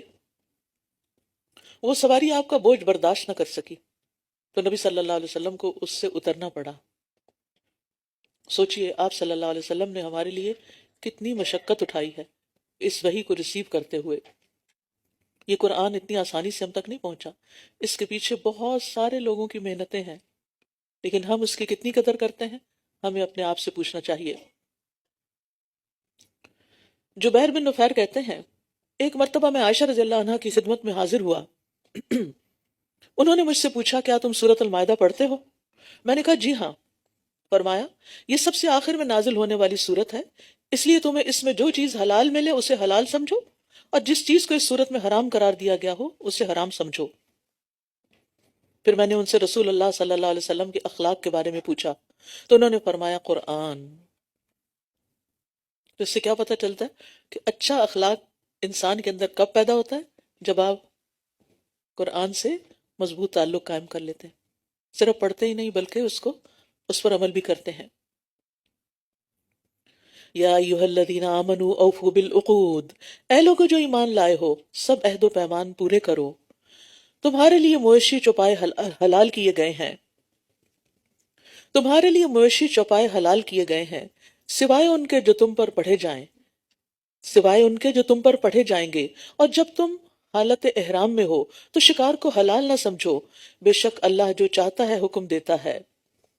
یہاں عقود کو پورا کرنے کی بات کی گئی، عہد و پیمان پورا کرنے کی. اس میں وہ تمام عہد شامل ہیں جن کے بارے میں اللہ نے ہم سے وعدے لیے ہیں، فرائض، واجبات، مستحب اعمال کی صورت میں ہم پر لازم ٹھہرائے ہیں. ان وعدوں میں وہ بھی شامل ہیں جو لوگ مختلف معاملات میں ایک دوسرے کے ساتھ کرتے ہیں. عہد توڑنے والوں کے بارے میں اللہ تعالیٰ نے بہت سخت حکم بیان کیا ہے کہ جو لوگ اللہ کا عہد پورا کرنے کے بعد، پکا کرنے کے بعد اسے توڑ دیتے ہیں اور اس چیز کو کاٹ دیتے ہیں جس کے متعلق اللہ نے حکم دیا کہ اسے ملایا جائے، اور زمین میں فساد کرتے ہیں، یہی لوگ ہیں جن کے لیے لعنت ہے اور انہی کے لیے اس گھر کی خرابی ہے. یعنی وعدہ پورا نہ کرنے والوں کے لیے کیا کہا جا رہا ہے؟ لعنت کی بات کی جا رہی ہے. پھر فرمایا اے لوگو جو ایمان لائے ہو اللہ کی نشانیوں کی بے حرمتی نہ کرو، شاعر اللہ کی بے حرمتی نہ کرو، اور نہ ہی حرمت والے مہینے کی، اور نہ قربانی کے جانور کی، اور نہ پٹے والے جانوروں کی، اور نہ بیت الحرام کا ارادہ کرنے والوں کی، جو اپنے رب سے فضل اور رضامندی چاہتے ہیں، جو اپنے رب کا فضل اور رضامندی چاہتے ہیں. اور جب تم احرام کھول دو تو شکار کر سکتے ہو، اور کسی قوم کی دشمنی تمہیں زیادتی کرنے پر آمادہ نہ کرے کہ انہوں نے تمہیں مسجد حرام سے روکا تھا. اور نیکی اور تقوی پر باہم تعاون کرو، اور گناہ اور زیادتی پر ایک دوسرے سے تعاون نہ کرو، اور اللہ سے ڈرو، بے شک اللہ سخت سزا دینے والا ہے. تو یہاں شاعر اللہ کے احترام کی بات ہے. ہمارا دین ادب اور احترام کا دین ہے. ہر وہ چیز جو ہمیں اللہ کی یاد دلاتی ہے اس کا ادب لازم ہے، اور کسی کے شعار کی توہین کرنا دراصل اس کے ساتھ دشمنی یا نفرت رکھنے کی علامت ہوتی ہے. تو یہاں پر وہ تمام چیزیں جن کا تعلق خاص اللہ تعالیٰ کے ساتھ ہو ان کی تعظیم کرنا ہمارے لیے لازم ہے. تو جو ان کی تعظیم کرے گا تو وہ اس کے رب کے ہاں بہتر ہے. جیسے قرآن کی تعظیم، مساجد کی تعظیم، آذان کی تعظیم، روزے کی تعظیم، اللہ کے اوامر و نواہی، یہ بھی اللہ کے شعائر میں شامل ہیں. پھر فرمایا حرام کیا گیا تم پر مردار اور خون اور خنزیر کا گوشت اور وہ جانور جس پر اللہ کے سوا کسی اور کا نام پکارا گیا، اور گلا گھٹ کر مرنے والا، اور چوٹ لگ کر مرنے والا، اور بلندی سے گر کر مرنے والا، اور سینگ لگنے سے مرنے والا، اور جسے درندے نے کھایا ہو سوائے اس کے جسے تم نے مرنے سے قبل ذبح کر لیا ہو، اور جو آستانوں پر ذبح کیا گیا ہو، اور یہ کہ تم تیروں پانسوں کے ذریعے قسمت معلوم کرو، یہ سب بدترین گناہ ہیں. آج کے دن کفر کرنے والے تمہارے دین سے مایوس ہو گئے، بس تم ان سے نہ ڈرو اور مجھ سے ڈرو. آج میں نے تمہارے لیے تمہارا دین مکمل کر دیا اور تم پر اپنی نعمت پوری کر دی، اور اسلام کو بطور دین تمہارے لیے پسند کر لیا. پھر جو کوئی شدید بھوک سے مجبور ہو گیا ہو لیکن گناہ کی طرف مائل ہونے والا نہیں، تو یقیناً اللہ بہت بخشنے والا، نہایت رحم کرنے والا ہے. یہ آیت بڑی خوبصورت ہے. اس میں دین کے مکمل ہونے کی خوشخبری دی گئی ہے، اور یہ اللہ تعالیٰ کی عظیم الشان نعمت ہے کہ اس نے ہمیں ہماری زندگی سے متعلق تمام امور جن کی ہمیں ضرورت ہے، جن کے بارے میں رہنمائی ہمیں چاہیے تھی، وہ ہمیں فراہم کر دی ہے. اور ہمیں اس دین اسلام پر راضی رہنا ہے، کیونکہ آپ صلی اللہ علیہ وسلم نے فرمایا اس شخص نے ایمان کا مزہ چکھ لیا جو اللہ کے رب، اسلام کے دین اور محمد صلی اللہ علیہ وسلم کے رسول ہونے پر دل سے راضی ہو گیا. اسی لیے دین میں نئی نئی ایجادات نہیں کرنی چاہیے، وہ بدعات میں شمار ہوتی ہیں، اور بدعات کرنے والے نبی صلی اللہ علیہ وسلم کے ہاتھوں حوض کوثر کا پانی نہیں پی سکیں گے. یسألونک ماذا احل لہم، وہ آپ سے سوال کرتے ہیں کہ ان کے لیے کیا کچھ حلال کیا گیا ہے. کہہ دیجئے کہ تمام پاکیزہ چیزیں تمہارے لیے حلال کی گئی ہیں، اور ان سدھائے ہوئے شکاری جانوروں کا کیا ہوا شکار بھی حلال ہے جن کو تم نے سکھا رکھا ہو. تم انہیں سکھاتے ہو جیسا کہ اللہ نے تمہیں سکھایا ہے، تو اس میں سے کھاؤ جو وہ تمہارے لیے روک رکھیں، اور اس پر اللہ کا نام لو اور اللہ سے ڈرو، بے شک اللہ جلد حساب لینے والا ہے. شکاری جانور سے مراد ہر وہ درندہ اور پرندہ ہے جسے شکار کے لیے رکھا اور سدھایا جاتا ہے، جیسے کتا، باز، شکرا وغیرہ۔ اس کے سدھائے ہونے کی علامت یہ ہوتی ہے کہ جب وہ شکار پہ چھوڑا جاتا ہے تو وہ اپنے مالک کے لیے پکڑ کے لاتا ہے، خود نہیں کھانے بیٹھ جاتا۔ اگر وہ خود کھانا شروع کر دے تو اس کا مطلب اس نے اپنے لیے کیا، آپ کے لیے نہیں کیا، پھر وہ حلال نہیں ہوتا۔ فرمایا آج کے دن تمہارے لیے تمام پاکیزہ چیزیں حلال کر دی گئیں، اور اہل کتاب کا کھانا تمہارے لیے حلال ہے اور تمہارا کھانا ان کے لیے حلال ہے، اور پاک دامن مومن عورتیں اور تم سے پہلے جنہیں کتاب دی گئی ان کی پاک دامن عورتیں بھی نکاح کے لیے حلال ہیں، جبکہ تم انہیں ان کے مہر دے کر قید نکاح میں لانے والے ہو، نہ کہ بدکاری کرنے والے اور نہ چھپے دوست بنانے والے، اور جو کوئی ایمان کا انکار کرے گا تو یقیناً اس کا عمل ضائع ہو گیا، سب کیے کرائے پہ پانی پھر گیا، اور وہ آخرت میں خسارہ پانے والوں میں سے ہوگا۔ تو یہاں اہل کتاب کے ذبیحہ کو کھانے کی اجازت دی جا رہی ہے کہ طعام الذین اوتوا الکتاب حل لکم، یعنی اگر انہوں نے غیر اللہ کے نام پہ ذبح نہیں کیا اور واقعی ذبح کیا جس سے خون بہا، تو ایسا کھانا چاہے کوئی یہودی ذبح کرے جیسے کوشر وغیرہ ہوتا ہے، یا پھر کوئی عیسائی ذبح کرے، وہ کھانا حلال ہوتا ہے۔ لیکن آج کے دور میں جیسے چھری یا مشین سے سر کاٹ کے ایک دم الگ کر دیا جاتا ہے، یا سخت گرم پانی میں جانور ڈال کر یا بجلی کے کرنٹ مار کر ذبح کیے جاتے ہیں، تو وہ درست نہیں، کیونکہ ان طریقوں سے جسم سے دمن مسفوح نہیں نکلتا، خون بہہ کے نہیں نکلتا، اور وہ خون جو گوشت کے اندر ہی جم جاتا ہے، رگوں میں رہ جاتا ہے، وہ انسان کی صحت کے لیے بھی نقصان دہ ہے۔ اہل کتاب کا ذبیحہ کھانے کی دلیل کیا ہے؟ خیبر کی فتح کے بعد ایک یہودی عورت نے نبی صلی اللہ علیہ وسلم کو بکری کا گوشت بطور ہدیہ پیش کیا تھا، اگرچہ اس میں زہر ملا ہوا تھا، لیکن آپ نے اس میں سے کچھ کھا لیا تھا۔ اسی طرح بعض صحابہ نے وہ چربی بھی کھائی جو خیبر میں یہودیوں سے حاصل ہوئی تھی۔ لیکن یہ ساتھ یاد رکھیے کہ جو چیزیں ہماری شریعت میں حرام ہیں وہ چیزیں نہیں کھانی چاہیے، اگرچہ وہ اہل کتاب نے دی ہوں آپ کو۔ اہل کتاب میں سے اگر کوئی شراب پیش کرتا ہے تو آپ یہ کہیں کہ اہل کتاب کا کھانا قرآن میں لکھا ہے حلال ہے، تو وہ کھانا بذات خود حلال نہیں ہے، اہل کتاب کی حلال چیزیں ہمارے لیے حلال ہیں۔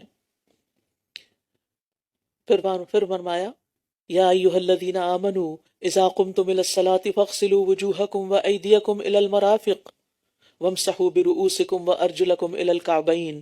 اے لوگو جو ایمان لائے ہو، جب تم نماز کے لیے کھڑے ہو تو اپنے چہروں اور اپنے ہاتھوں کو کہنیوں تک دھو لو، اور اپنے سروں کا مسح کر لو، اور اپنے پاؤں کو ٹخنوں تک دھو لو، اور اگر تم حالت جنابت میں ہو تو غسل کر کے خوب پاک ہو جاؤ، اور اگر تم بیمار ہو یا کسی سفر پر ہو، یا تم میں سے کوئی قضائے حاجت سے واپس آیا ہو، یا تم نے عورتوں سے ملاپ کیا ہو، پھر تم پانی نہ پاؤ تو پاک مٹی سے تیمم کر لو، بس اس سے اپنے چہروں اور اپنے ہاتھوں کا مسح کرو۔ اللہ تم پر کوئی تنگی نہیں کرنا چاہتا، لیکن وہ چاہتا ہے کہ تمہیں پاک کر دے اور تم پر اپنی نعمت تمام کر دے تاکہ تم شکر ادا کرو۔ تو وضو جو ہے یہ انسان کی ظاہری اور باطنی طہارت کا ذریعہ بنتا ہے، کیونکہ انسان جب وضو کرتا ہے، چہرہ دھوتا ہے، ہاتھ دھوتا ہے، پاؤں دھوتا ہے، تو صرف میل نہیں اترتی، اس کے آخری قطرے تک اس کا آخری گناہ بھی دھل جاتا ہے۔ اور اگر وضو نہ ہو سکے کسی وجہ سے، پانی نہ ہو یا بیماری ہو، تو پھر تیمم سے بھی اپنے آپ کو پاک کرنا ضروری ہے، کیونکہ اس سے بھی ایک پاکیزگی کا احساس ہوتا ہے۔ اور اللہ کی جو نعمت تم پر ہے اسے یاد رکھو، اور اس کے پختہ عہد کو بھی جو اس نے تم سے مضبوط باندھا، جب تم نے کہا کہ ہم نے سنا اور ہم نے اطاعت کی، اور اللہ سے ڈرو، بے شک اللہ سینوں کے بھید خوب جاننے والا ہے۔ یہاں نعمت سے مراد نعمت اسلام ہے، اور میثاق و اقرار سے مراد وہ عہد ہے جو رسول اللہ صلی اللہ علیہ وسلم ہر آدمی سے مسلمان ہونے پر لیا کرتے تھے۔ پھر فرمایا اے لوگو جو ایمان لائے ہو، اللہ کے لیے حق پر خوب قائم رہنے والے، انصاف کے ساتھ گواہی دینے والے بن جاؤ، اور کسی قوم کی دشمنی تمہیں ہرگز اس پر آمادہ نہ کرے کہ تم عدل نہ کرو، عدل کرو، یہ تقوی سے زیادہ قریب ہے، اور اللہ سے ڈرو، بے شک جو عمل بھی تم کرتے ہو اللہ اس کی خوب خبر رکھنے والا ہے۔ تو اہل ایمان کو حکم دیا جا رہا ہے انصاف کی گواہی دینے کا، اگرچہ وہ شخص ناپسندیدہ ہی کیوں نہ ہو، یعنی کسی شخص کو آپ پسند نہیں کرتے لیکن اس کے بارے میں گواہی دینی ہے، تو اس کی اگر کوئی اس کے حق میں بات جاتی ہے تو اپنی ناپسندیدگی کے باوجود بھی سچ بات کہنی ہوگی، انصاف پر مبنی گواہی دینی ہوگی، کیونکہ بعض اوقات انسان کی نفرت اور انسان کے اندر کی جیلسی اسے اس بات پہ اکساتی ہے کہ وہ اس کے خلاف گواہی دے کے اس کو نقصان دے۔ تو اس وقت اپنے دل کے اندر جھانک کے دیکھنا چاہیے کہ نفس کیا اس وقت مارکہ آرائی کر رہا ہے۔ کیونکہ اور انصاف کرنا کیوں ضروری ہے؟ کیونکہ یہ تقوی کے زیادہ قریب ہے. وہ لوگ جو ایمان لائے اور انہوں نے نیک عمل کیے، اللہ نے ان سے مغفرت اور اجر عظیم کا وعدہ کر رکھا ہے. اور وہ لوگ جنہوں نے کفر کیا اور ہماری آیات کو جھٹلایا، یہی لوگ جہنم کے ساتھی ہیں. اے لوگو جو ایمان لائے ہو، اللہ کی نعمت کو یاد کرو جو تم پر ہے. جب ایک قوم نے ارادہ کیا تھا کہ وہ تمہاری طرف اپنے ہاتھ بڑھائے تو اس نے ان کے ہاتھ تم سے روک دیے. اللہ سے ڈرو اور ایمان والوں کو اللہ ہی پر توکل کرنا چاہیے. عمومی انعام کے بعد اب ایک خصوصی انعام کا یہاں پر ذکر کیا جا رہا ہے. جابر رضی اللہ عنہ بیان کرتے ہیں کہ وہ نجد کی طرف رسول اللہ صلی اللہ علیہ وسلم کے ساتھ جنگ میں تھے. جب آپ واپس لوٹے تو وہ بھی لوٹے. دوپہر کا وقت تھا، آرام کا وقت تھا.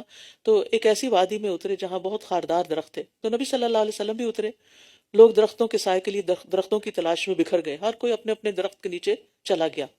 تو رسول اللہ صلی اللہ علیہ وسلم اس وقت تنہا تھے اور آپ ایک کیکر کے درخت کے نیچے اترے اور اپنی تلوار اس کے ساتھ لٹکا دی. جابر کہتے ہیں کہ ہم تھوڑی دیر سوئے تھے کہ رسول اللہ صلی اللہ علیہ وسلم نے ہمیں بلایا. ہم آپ کے پاس آئے تو ایک بدوی بیٹھا ہوا تھا. آپ نے فرمایا اس نے میری تلوار لے کر سونت لی، یعنی میرے پہ اٹھا لی، جبکہ میں سویا ہوا تھا. میں جاگ پڑا تو اس کے ہاتھ میں ننگی تلوار تھی. مجھ سے کہنے لگا تمہیں مجھ سے کون بچائے گا؟ میں نے کہا اللہ. تو دیکھو یہ بیٹھا ہے. تو رسول اللہ صلی اللہ علیہ وسلم نے اس کو چھوڑ دیا، اس کو کچھ نہیں کہا. یہ تھا آپ کا اخلاق. لیکن یہ خصوصی اللہ کی طرف سے مدد تھی، خصوصی انعام تھا کہ رسول اللہ صلی اللہ علیہ وسلم کی حفاظت ہوئی. سب سے زیادہ زندگی میں قاتلانہ حملے نبی صلی اللہ علیہ وسلم پر ہوئے، لیکن اللہ سبحانہ وتعالیٰ نے ہمیشہ ان کو محفوظ رکھا. سب سے زیادہ زخمی خالد بن ولید ہوئے جنہوں نے سب سے زیادہ جنگوں میں شرکت کی، لیکن اس کے باوجود کسی جنگ میں شہید نہیں ہوئے بلکہ بستر پر فوت ہوئے.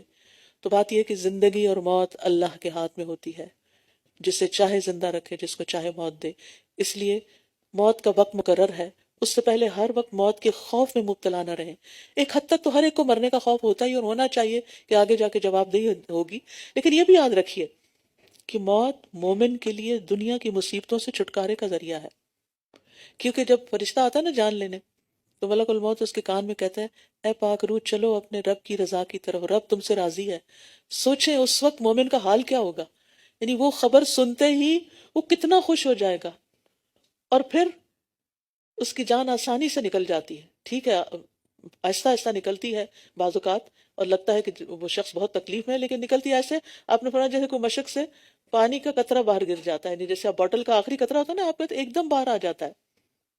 اور پھر اس کے لیے قبر کو جنت کا باغ بنا دیا جاتا ہے، اور اس کو آرام سے سونے کے لیے کہہ دیا جاتا ہے، اور وہ قیامت کے دن اٹھے گا. اس کی روح جنت کی خوشبو پاتی ہے اور جنت کے نظارے دیکھتی ہے، جیسے ہم یعنی کہ خواب میں بہت کچھ دیکھ رہے ہوتے ہیں. تو مومن تو بڑی راحت میں آ جاتا ہے. وَجَعَلَ الْمَوْتَ رَاحَةً لِّي مِن كُلِّ شَرٍ. تو اس لیے موت سے صرف ڈرنا نہیں چاہیے، موت کو ایک اچھی علامت بھی سمجھنا چاہیے کہ انسان دنیا کی مصیبتوں سے نکل گیا اور راحت کا دور آ گیا. بس اس راحت کے لیے یہاں تھکنا ہوگا، یہاں محنت کرنی ہوگی، اپنے نفس کے خلاف جا کے کام کرنے ہوں گے جو اللہ کی رضا اور پسند کے کام ہیں. تو اس لیے موت کا وقت مقرر ہے، اس کو اوور تھنکنگ نہ کریں. ہر وقت اپنے اوپر حاوی نہ رکھیں کہ آپ لوگوں کے حقوق اور اللہ کے حق ادا کرنے سے بھی قاصر ہو جائیں. وَلَقَدْ أَخَذَ اللَّهُ مِيثَاقَ بَنِي إِسْرَائِيلَ. اور یقیناً اللہ نے بنی اسرائیل سے پختہ عہد لیا، اور ہم نے ان میں 12 نگران مقرر کیے، رقیب، انچارجز. اور اللہ نے فرمایا بے شک میں تمہارے ساتھ ہوں اگر تم نے نماز قائم کی اور زکوٰۃ ادا کی اور میرے رسولوں پر ایمان لائے اور ان کی مدد کی اور اللہ کو قرض حسنہ دیا، تو میں واقعی تم سے تمہاری برائیاں دور کر دوں گا، اور میں ضرور تمہیں ایسے باغوں میں داخل کروں گا جن کے نیچے نہریں بہتی ہیں. پھر تم میں سے جس نے اس کے بعد کفر کیا تو یقیناً وہ سیدھے رستے سے بھٹک گیا. بنی اسرائیل سے کیا گیا وعدہ کیوں ذکر کیا جا رہا ہے؟ پیچھے گزرا ہے نا آیت 7 میں کہ مسلمانوں اپنے آپ پر اللہ کی نعمت اور اپنے اس عہد کو یاد کرو جب تم نے اس سمع و اطاعت کا پختہ عہد کیا تھا. تو یہاں یہ بتایا جا رہا ہے کہ صرف تم سے یہ عہد نہیں لیا گیا، اس سے پہلے بنی اسرائیل سے بھی اس قسم کا عہد لیا گیا تھا، لیکن انہوں نے توڑ دیا. تو نتیجہ کیا ہوا؟ ذلت و مسکنت کا شکار ہوئے. اور یہاں سے یہ بھی پتہ چل رہا ہے کہ بنی اسرائیل کے 12 قبیلے تھے اور ان پر 12 سردار یا نگران مقرر کیے گئے تھے. اور یہ ان کے اور یہ ایک زبردست انتظامی تقسیم ہے، کیونکہ ایک شخص کے لیے سب کو دیکھنا مشکل ہوتا ہے. لیکن جیسے اگر آپ کی 100 کی کلاس ہے اور اس میں 10 لوگ آپ کے انچارجز ہیں، تو اس سے کیا فائدہ ہوتا ہے کہ ان 10 کو انڈیویجول اٹینشن مل جاتی ہے. تو اسی طرح جیسے آپ کٹھے ٹریول کر رہے ہیں یا کوئی بھی کام ہے جس میں بہت سارے لوگ اس میں شامل ہیں، تو ان کے گروپنگ کرنے سے اور ان کے اوپر ذمہ دار مقرر کرنے سے آسانی ہو جاتی ہے. پھر ان کے اپنے پختہ عہد کو توڑنے کی وجہ سے ہم نے ان پر لعنت کی اور ان کے دلوں کو سخت کر دیا کیونکہ انہوں نے عہد نہیں نبھایا. وہ الفاظ کو ان کی اصل جگہوں سے پھیر دیتے ہیں تاکہ عمل نہ کرنا پڑے، اور جو نصیحت انہیں کی گئی تھی اس کا ایک بڑا حصہ وہ بھول گئے لاپرواہی اور غفلت کی وجہ سے. اور آپ ہمیشہ ان کی طرف سے کسی نہ کسی خیانت پر اطلاع پاتے رہتے ہیں سوائے ان میں سے چند لوگوں کے. بس آپ انہیں معاف کر دیں اور درگزر کریں، بے شک اللہ احسان کرنے والوں سے محبت کرتا ہے. تو بنی اسرائیل کی بدعمالیوں کی وجہ سے ان پر لعنت کی گئی اور ان کے دل سخت ہو گئے. قاسیہ قسوہ سے ہے جس کا مطلب ہوتا ہے شدت اور سختی. خالص سونا چاندی نرم ہوتے ہیں، ان میں جتنی ملاوٹ زیادہ ہو وہ زیادہ سخت ہوتے جاتے ہیں. تو قاسیہ اس سکے کو کہتے ہیں جس میں ملاوٹ ہوتی ہے، سخت ہارڈ. تو ان کے دل بھی ملاوٹ کی وجہ سے، شرک کی وجہ سے، بغض اور حسد کی وجہ سے اور غلط کاموں کی وجہ سے سخت ہوتے چلے گئے.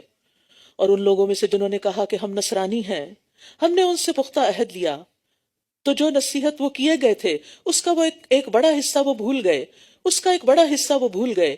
تو ہم نے قیامت کے دن تک ان کے درمیان عداوت اور بغض ڈال دیا، اور ان قریب اللہ انہیں اس کی خبر دے گا جو وہ کیا کرتے تھے. یہاں پر اللہ سبحانہ وتعالیٰ فرما رہے ہیں جن لوگوں نے کہا کہ ہم نصارہ ہیں، اللہ نے ان کو نصارہ نہیں مانا. کیوں؟ اس لیے کہ انہوں نے جو عہد کیا تھا اس کو پورا نہ کیا. اے اہل کتاب، بے شک تمہارے پاس ہمارا رسول آ چکا ہے جو تم پر بہت سی ان چیزوں کو واضح کرتا ہے جو تم کتاب میں سے چھپاتے تھے، اور وہ بہت سی باتوں سے درگزر کرتا ہے. یقیناً تمہارے پاس اللہ کی طرف سے ایک نور اور واضح کتاب آ چکی ہے. نور سے مراد رسول اللہ صلی اللہ علیہ وسلم اور کتاب مبین سے مراد قرآن مجید ہے. یعنی اللہ کی طرف سے رسول اللہ صلی اللہ علیہ وسلم بھی ایک روشنی بن کر آئے اور قرآن ایک کتاب مبین لے کر آئے. تو اللہ تعالیٰ اس کے ساتھ لوگوں کو ہدایت کا نور دیتے ہیں، لیکن اس کا یہ مطلب نہیں کہ وہ اللہ کے نور کا حصہ ہے. نعوذ باللہ، جس طرح بعض لوگوں نے یہ بات کرنے شروع کر دی. یہ تو پھر نصرانیوں والا یہ عقیدہ ہو جاتا ہے. انہوں نے مسیح کو اللہ کا بیٹا بنایا، اور ہم نے یعنی مسلمانوں میں سے کچھ لوگوں نے رسول اللہ صلی اللہ علیہ وسلم کو اللہ سبحانہ تعالیٰ کا ایک حصہ بنا دیا. تو سورۃ اخلاص پڑھنی چاہیے، اور ایسے لوگوں کو سورۃ اخلاص پڑھ کے سنانی چاہیے کہ اللہ سبحانہ تعالیٰ نے نہ کسی سے جنم لیا، نہ اس سے کسی نے جنم لیا ہے. اس سے کوئی چیز الگ، اس کی ذات سے الگ ہو کے کسی اور شکل میں ہمارے سامنے نہیں آئی.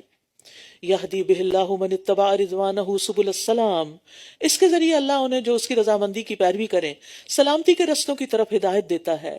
تو ہدایت کے لیے کیا ضروری ہے؟ نور اور کتاب مبین کو تھامنا، اور اپنے اذن سے انہیں اندھیروں سے نکال کر روشنی کی طرف لاتا ہے اور سیدھے رستے کی طرف ان کی رہنمائی کرتا ہے. پھر فرمایا لقد کفر الذین قالوا ان اللہ هو المسیح ابن مریم، یقیناً ان لوگوں نے کفر کیا جنہوں نے کہا کہ بے شک اللہ ہی مسیح ابن مریم ہے. کہہ دیجئے تو کون اللہ کے آگے کسی چیز کا اختیار رکھتا ہے اگر اس نے ارادہ کر لیا کہ وہ مسیح ابن مریم کو اور اس کی ماں کو اور جو بھی زمین میں ہے سب کو ہلاک کر دے، تو پھر کون بچا سکتا ہے؟ اور اللہ ہی کے لیے ہے آسمانوں اور زمین کی بادشاہت اور جو کچھ ان دونوں کے درمیان ہے. وہ جو چاہتا ہے پیدا کرتا ہے، اور اللہ ہر چیز پر خوب قدرت رکھنے والا ہے. تو عقیدہ تسلیس کو یہاں کفر قرار دیا جا رہا ہے. پھر فرمایا اور یہود و نصارہ نے کہا ہم اللہ کے بیٹے اور اس کے محبوب ہیں. کہہ دیجئے پھر کیوں وہ تمہیں تمہارے گناہوں کی وجہ سے عذاب دیتا ہے؟ بلکہ تم ایک انسان ہو ان میں سے جنہیں اس نے پیدا کیا. وہ جسے چاہے گا بخش دے گا اور جسے چاہے گا عذاب دے گا، اور اللہ ہی کے لیے ہے بادشاہت آسمانوں اور زمین کی اور جو کچھ ان دونوں کے درمیان ہے، اور اسی کی طرف لوٹنا ہے. یعنی اللہ سبحانہ تعالیٰ کو، یعنی اللہ سبحانہ تعالیٰ کے اپنے کچھ اصول ہیں، اور وہ زمین و آسمان کا مالک ہے، سارے اختیارات اس کے پاس ہیں.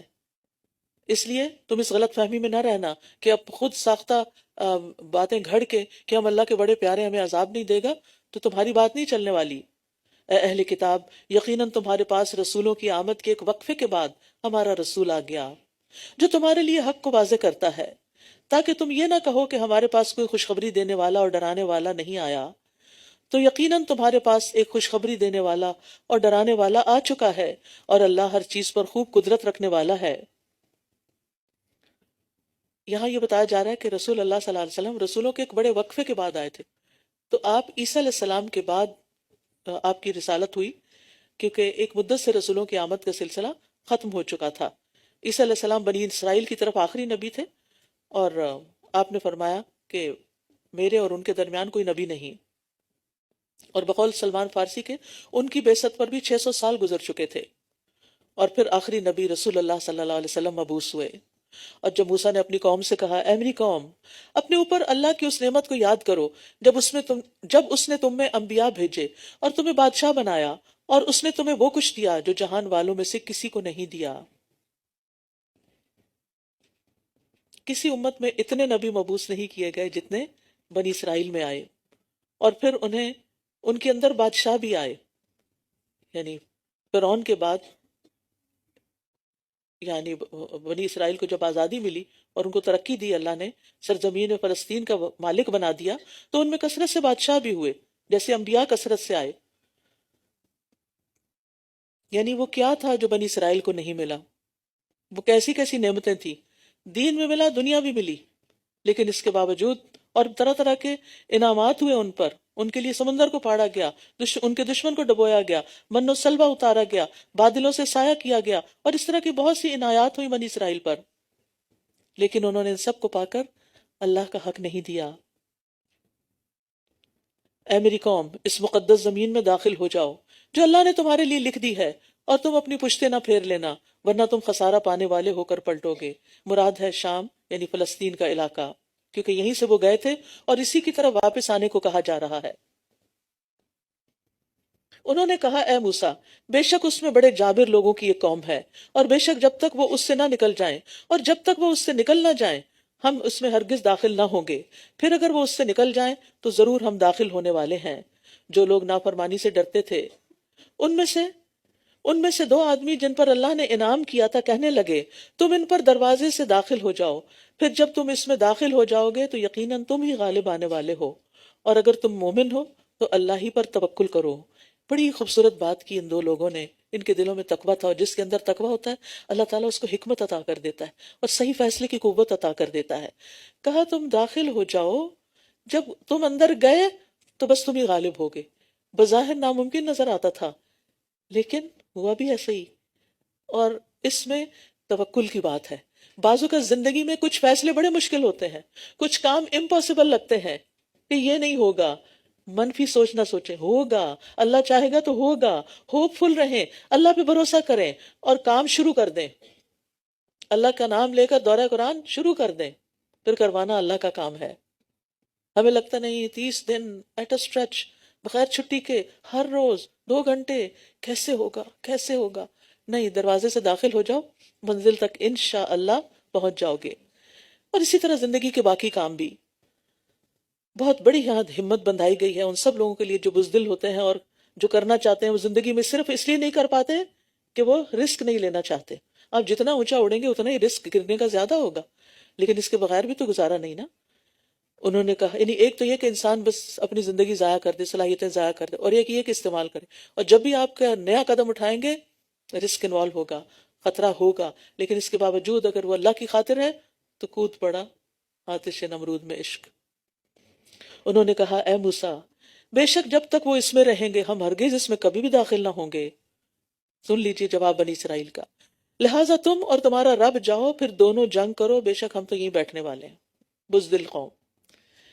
اور ایک گستاخی کا جملہ بھی ہے، جاؤ تم اور تمہارا رب، جیسے کوئی آپ کو آ کے کہتا ہے جاؤ تم خود ہی کر لو۔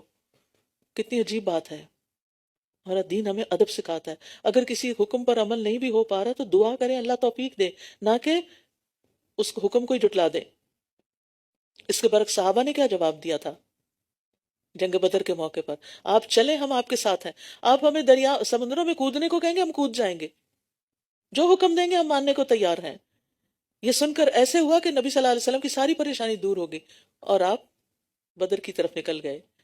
موسیٰ نے کہا، اے میرے رب، میں اپنی جان اور اپنے بھائی کے سوا کسی پہ اختیار نہیں رکھتا، بس تو ہمارے اور فاسق قوم کے درمیان جدائی ڈال دے۔ اللہ، بس ان میں اب رہنا بڑا مشکل ہو گیا ہے۔ فرمایا بے شک وہ ان پر 40 سال تک حرام کر دی گئی ہے، اب یہ اپنے ملک نہیں جا سکیں گے 40 سال تک، یہ زمین میں بھٹکتے پھریں گے، پس تم فاسق قوم پر افسوس مت کرو۔ اور آپ انہیں آدم کے 2 بیٹوں کی خبر ٹھیک ٹھیک پڑھ سنائیں۔ جب ان دونوں نے قربانی پیش کی تو ان میں سے ایک سے قبول کر لی گئی اور دوسرے سے قبول نہ کی گئی۔ اس نے کہا میں تجھے ضرور ہی قتل کر دوں گا۔ پہلے نے کہا اللہ تو صرف متقی لوگوں سے ہی قبول کرتا ہے۔ قربانیاں تو تقوی والوں کی قبول ہوتی ہیں، تو دین کے راستے میں جب بھی کوئی قربانی کرے صرف بکرے اور بکری کی نہیں بلکہ اپنی خواہشات کی، اپنے مال کی، اپنے وقت کی، اپنے آرام کی، تو وہ صرف اللہ کے لیے ہوگی تو قبول ہوگی۔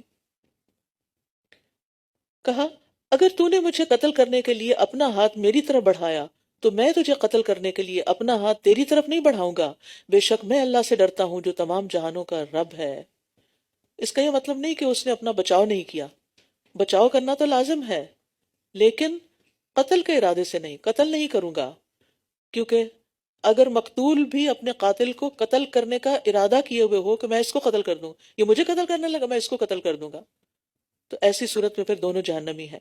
رسول اللہ صلی اللہ علیہ وسلم نے فرمایا جب 2 مسلمان اپنی تلواروں کے ساتھ ایک دوسرے کا مقابلہ کرتے ہیں تو قاتل اور مقتول دونوں جہنم میں جائیں گے۔ احنف بن قیس نے پوچھا اللہ کے رسول یہ تو قاتل ہے، مقتول کا کیا قصور؟ فرمایا اس لیے کہ وہ بھی اپنے قاتل کے قتل پر حریص تھا، وہ بھی اسی ارادے سے نکلا تھا۔ انی ارید ان تبوء باسمی و اسمک، میں تو یہ چاہتا ہوں کہ تو میرے اور اپنے گناہ کے ساتھ پلٹے، پھر تو آگ والوں میں سے ہو جائے، اور ظالموں کا یہی بدلہ ہے۔ یعنی سخت الفاظ میں اس بھائی کو سمجھا رہا ہے کہ اگر تم نے مجھے قتل کیا تو پھر دوہرا گناہ ہوگا، لیکن پھر بھی وہ غصے میں تھا، جذبات میں تھا، رکا نہیں، تو اس کے نفس نے اپنے بھائی کو قتل کرنا اس کے لیے آسان بنا دیا، سو اس نے اسے قتل کر دیا، پھر وہ خسارہ پانے والوں میں سے ہو گیا۔ قتل کا انجام تو یہی ہے، ندامت، حسرت، نقصان دنیا اور آخرت کا۔ پھر اللہ نے ایک کوا بھیجا جو زمین کھودنے لگا تاکہ وہ اسے دکھائے کہ وہ اپنے بھائی کی لاش کیسے چھپائے، کیونکہ یہ پہلا انسان تھا جو فوت ہوا تھا، تو ابھی یہ طریقہ ایجاد ہی نہیں ہوا تھا کہ انسانوں کو کہاں دفن کرنا ہے، مرنے کے بعد ان سے کیا کرنا ہے۔ کہنے لگا ہائے افسوس مجھ پر، کیا میں اس سے بھی عاجز ہو گیا کہ میں اس کوے جیسا ہو جاؤں کہ اپنے بھائی کی لاش چھپا سکوں؟ تو وہ پشیمان ہونے والوں میں سے ہو گیا، نادمین میں سے ہو گیا۔ اسی وجہ سے ہم نے بنی اسرائیل پر فرض کر دیا کہ جس نے کسی جان کو بغیر کسی جان کے بدلے یا زمین میں فساد کے بغیر قتل کیا تو گویا اس نے تمام انسانوں کو قتل کر دیا، اور جس نے اس کی زندگی بچائی تو گویا اس نے تمام انسانوں کی زندگی بچائی، اور یقیناً ان کے پاس ہمارے رسول واضح نشانیاں لے کر آئے، پھر اس کے بعد بھی ان میں سے بہت سے لوگ زمین میں یقیناً زیادتی کرنے والے ہیں۔ حدیث سے پتہ چلتا ہے کہ دنیا میں جو بھی قتل ہوتا ہے اس کے گناہ کا ایک حصہ قابیل کو بھی جاتا ہے، کیونکہ اس نے سب سے پہلے یہ ریت ڈالی تھی۔ تو ایک انسان کو مارنا گویا تمام انسانوں کو مارنا ہے، اور ایک انسان کی زندگی بچانا تمام انسانوں کی زندگی بچانے کے برابر ہے۔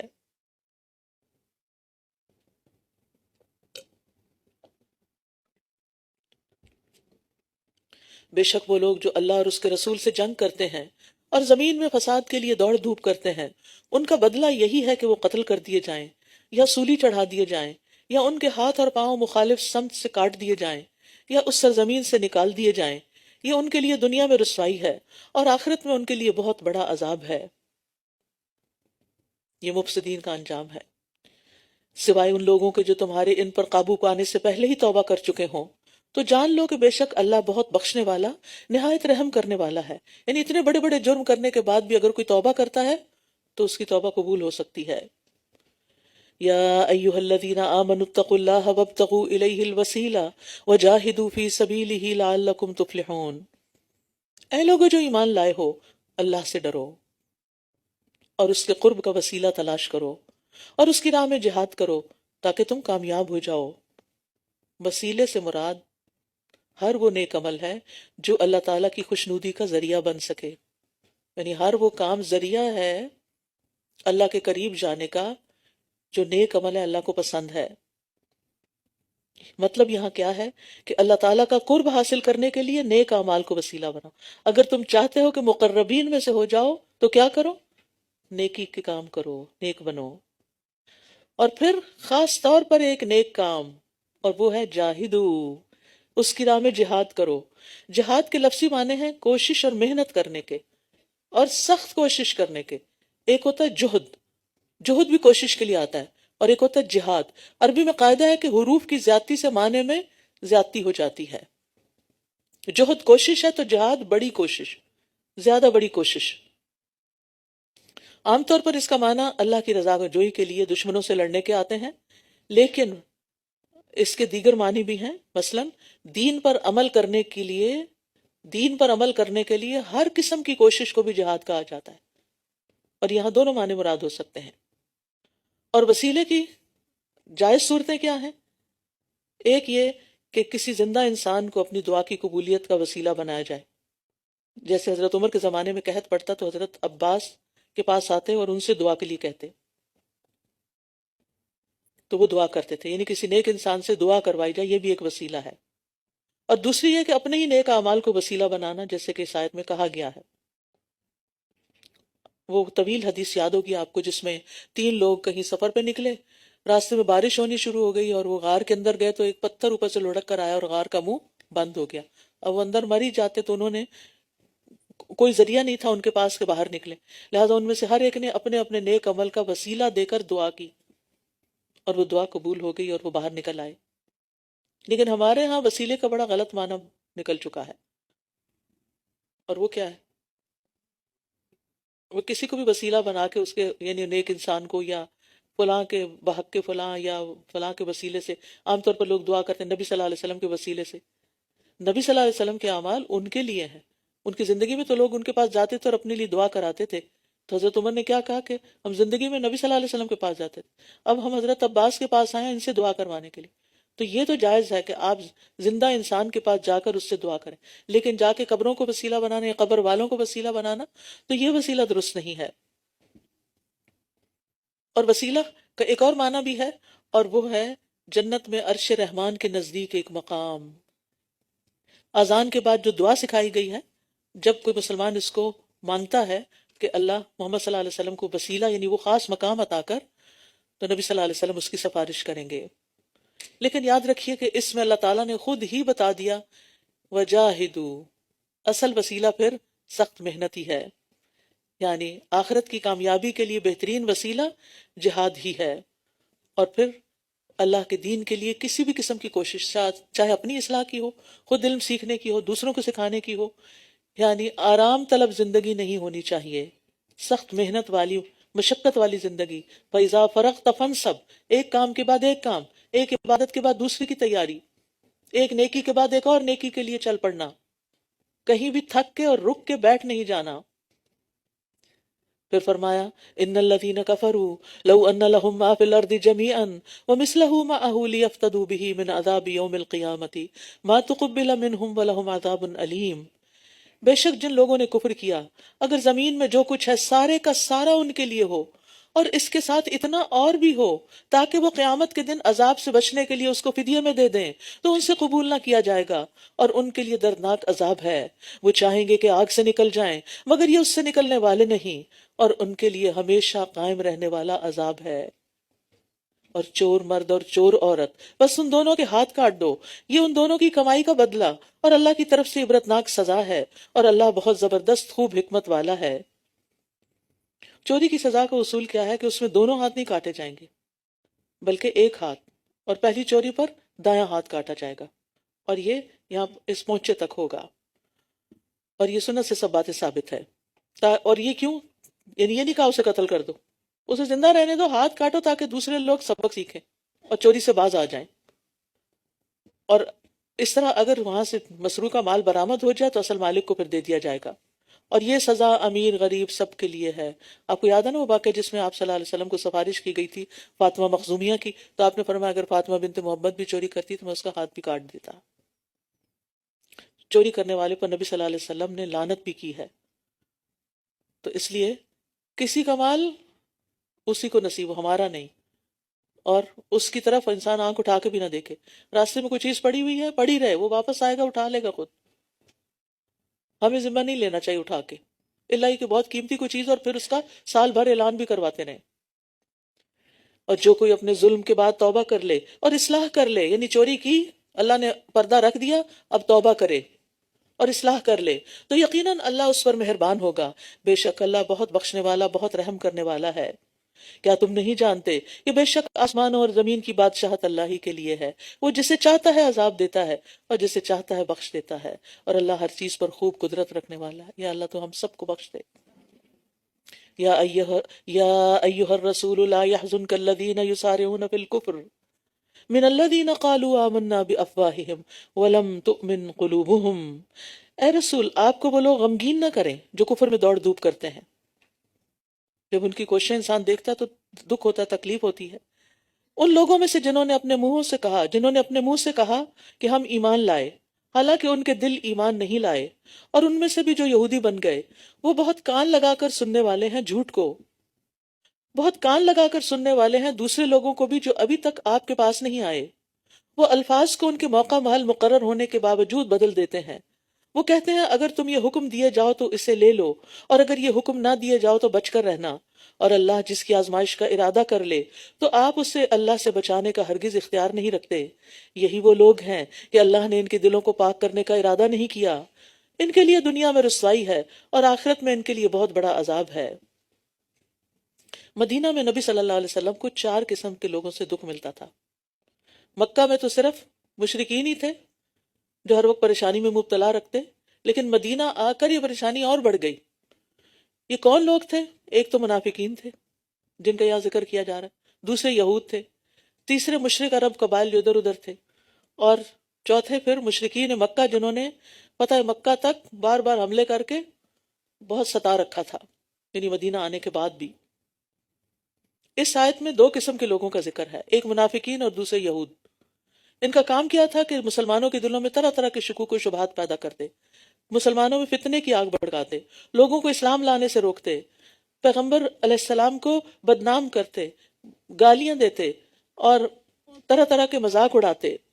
تو آپ صلی اللہ علیہ وسلم کو تسلی دی جا رہی ہے کہ آپ ان کی حرکتوں پر دل گرفتہ نہ ہوں، آپ پریشان نہ ہوں، اللہ ان کو دیکھ رہا ہے، وہ ان کو پکڑے گا. مزید ان کی باتیں بتائی گئی، بہت زیادہ سننے والے ہیں جھوٹ کو، بہت زیادہ کھانے والے ہیں حرام کو، یعنی ان کی اپنی زندگی تو ایسی ہے کہ جو جھوٹ اور حرام پر مبنی ہے.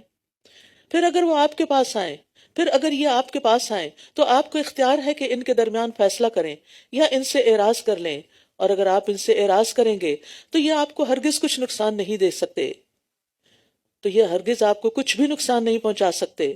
اور اگر آپ ان کے درمیان فیصلہ کریں تو انصاف کے ساتھ فیصلہ کریں، یعنی یہ چاہے آپ کو دکھ دیتے ہیں لیکن آپ انصاف کا دامن نہ چھوڑ. پیچھے پڑھا نا ہم نے کہ انصاف کے ساتھ گواہی دینی ہے. بے شک اللہ انصاف کرنے والوں سے محبت کرتا ہے. تو جس کو اللہ کی محبت مل جائے اس کے لیے پھر کوئی کام بھی مشکل نہیں رہتا، چاہے وہ اس کے نفس کے کتنے بھی خلاف ہو. اور یہ آپ کو کس طرح منصف بناتے ہیں، حالانکہ ان کے پاس تورات ہے جس میں اللہ کا حکم موجود ہے، پھر اس کے بعد بھی یہ منہ موڑ جاتے ہیں. اور یہ لوگ ہرگز ایمان لانے والے نہیں، اور یہ لوگ ہرگز ایمان والے نہیں ہیں. بے شک ہم نے تورات نازل کی جس میں ہدایت اور نور تھا، اسی کے مطابق اللہ کے فرما بردار نبی، رب والے اور علماء ان لوگوں کے لیے فیصلے کرتے تھے جو یہودی بن گئے تھے، ان لوگوں کے لیے فیصلہ کرتے جو یہودی بن گئے تھے، بوجہ اس کے کہ وہ اللہ کی کتاب کے محافظ بنائے گئے تھے اور وہ اس پر گواہ بھی تھے.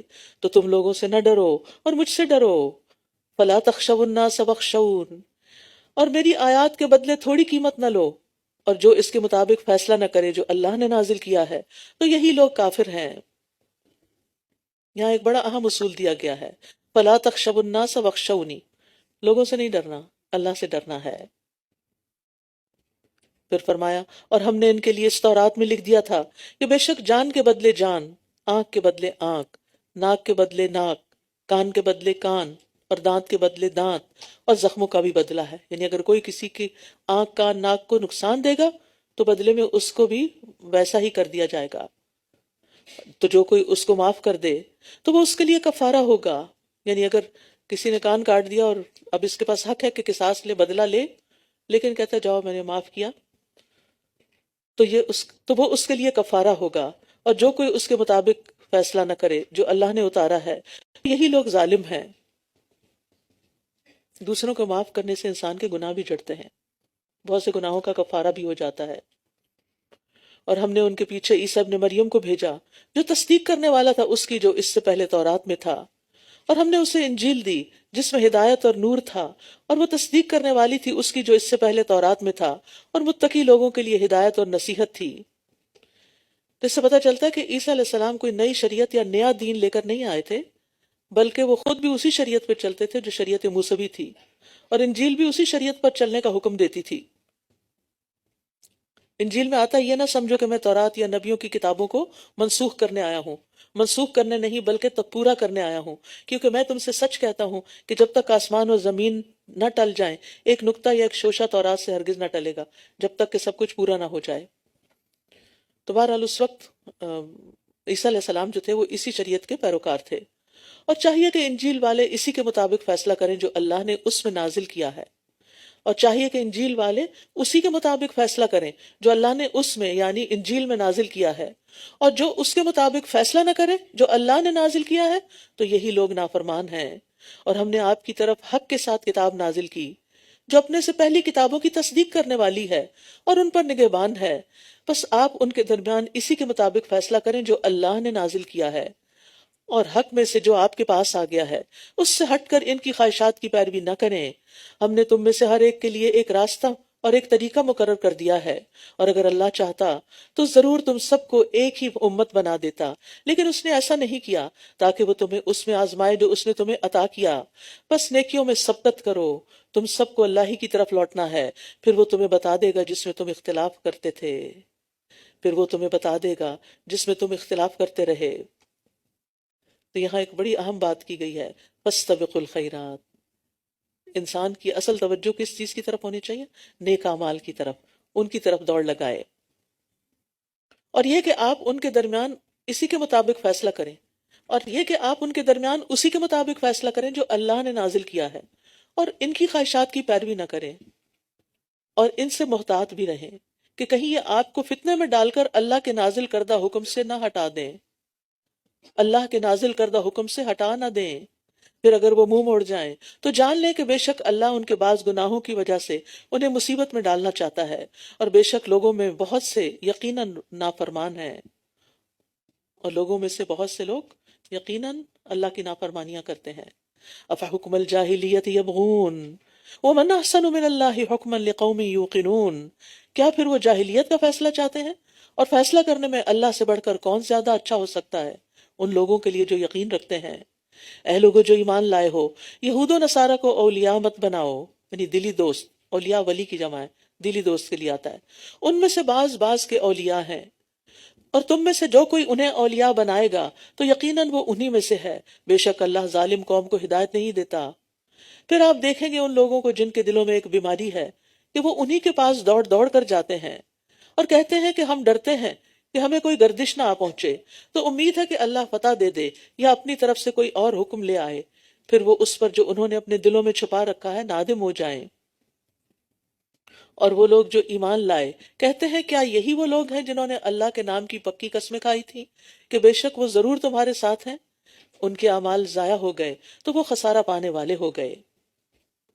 یا ایہا الذین آمنوا من یرتد منکم عن دینہ فسوف یأتی اللہ بقوم یحبہم ویحبونہ۔ اے لوگو جو ایمان لائے ہو، تم میں سے جو کوئی اپنے دین سے پھر جائے گا تو ان قریب اللہ ان کی جگہ ایسے لوگ لے آئے گا جن سے وہ محبت کرے گا اور وہ اس سے محبت کریں گے۔ وہ مومنوں پر بہت نرم ہوں گے، کافروں پر بہت سخت۔ وہ اللہ کے راستے میں جہاد کریں گے اور کسی ملامت کرنے والے کی ملامت سے نہیں ڈریں گے۔ یہ اللہ کا فضل ہے، وہ جسے چاہتا ہے عطا کرتا ہے، اور اللہ وسعت والا خوب علم والا ہے۔ تو اللہ سبحانہ وتعالیٰ نے پہلے آئندہ آنے والے حالات کے بارے میں خبردار کر دیا۔ اللہ تعالیٰ ماضی حال مستقبل سب کچھ جانتا ہے۔ اسے معلوم تھا کہ رسول اللہ صلی اللہ علیہ وسلم کی وفات کے بعد بہت سے عرب قبائل مرتد ہو جائیں گے، اس لیے آئندہ سے متعلق آیت پہلے ہی نازل کر دی رہنمائی کے لیے۔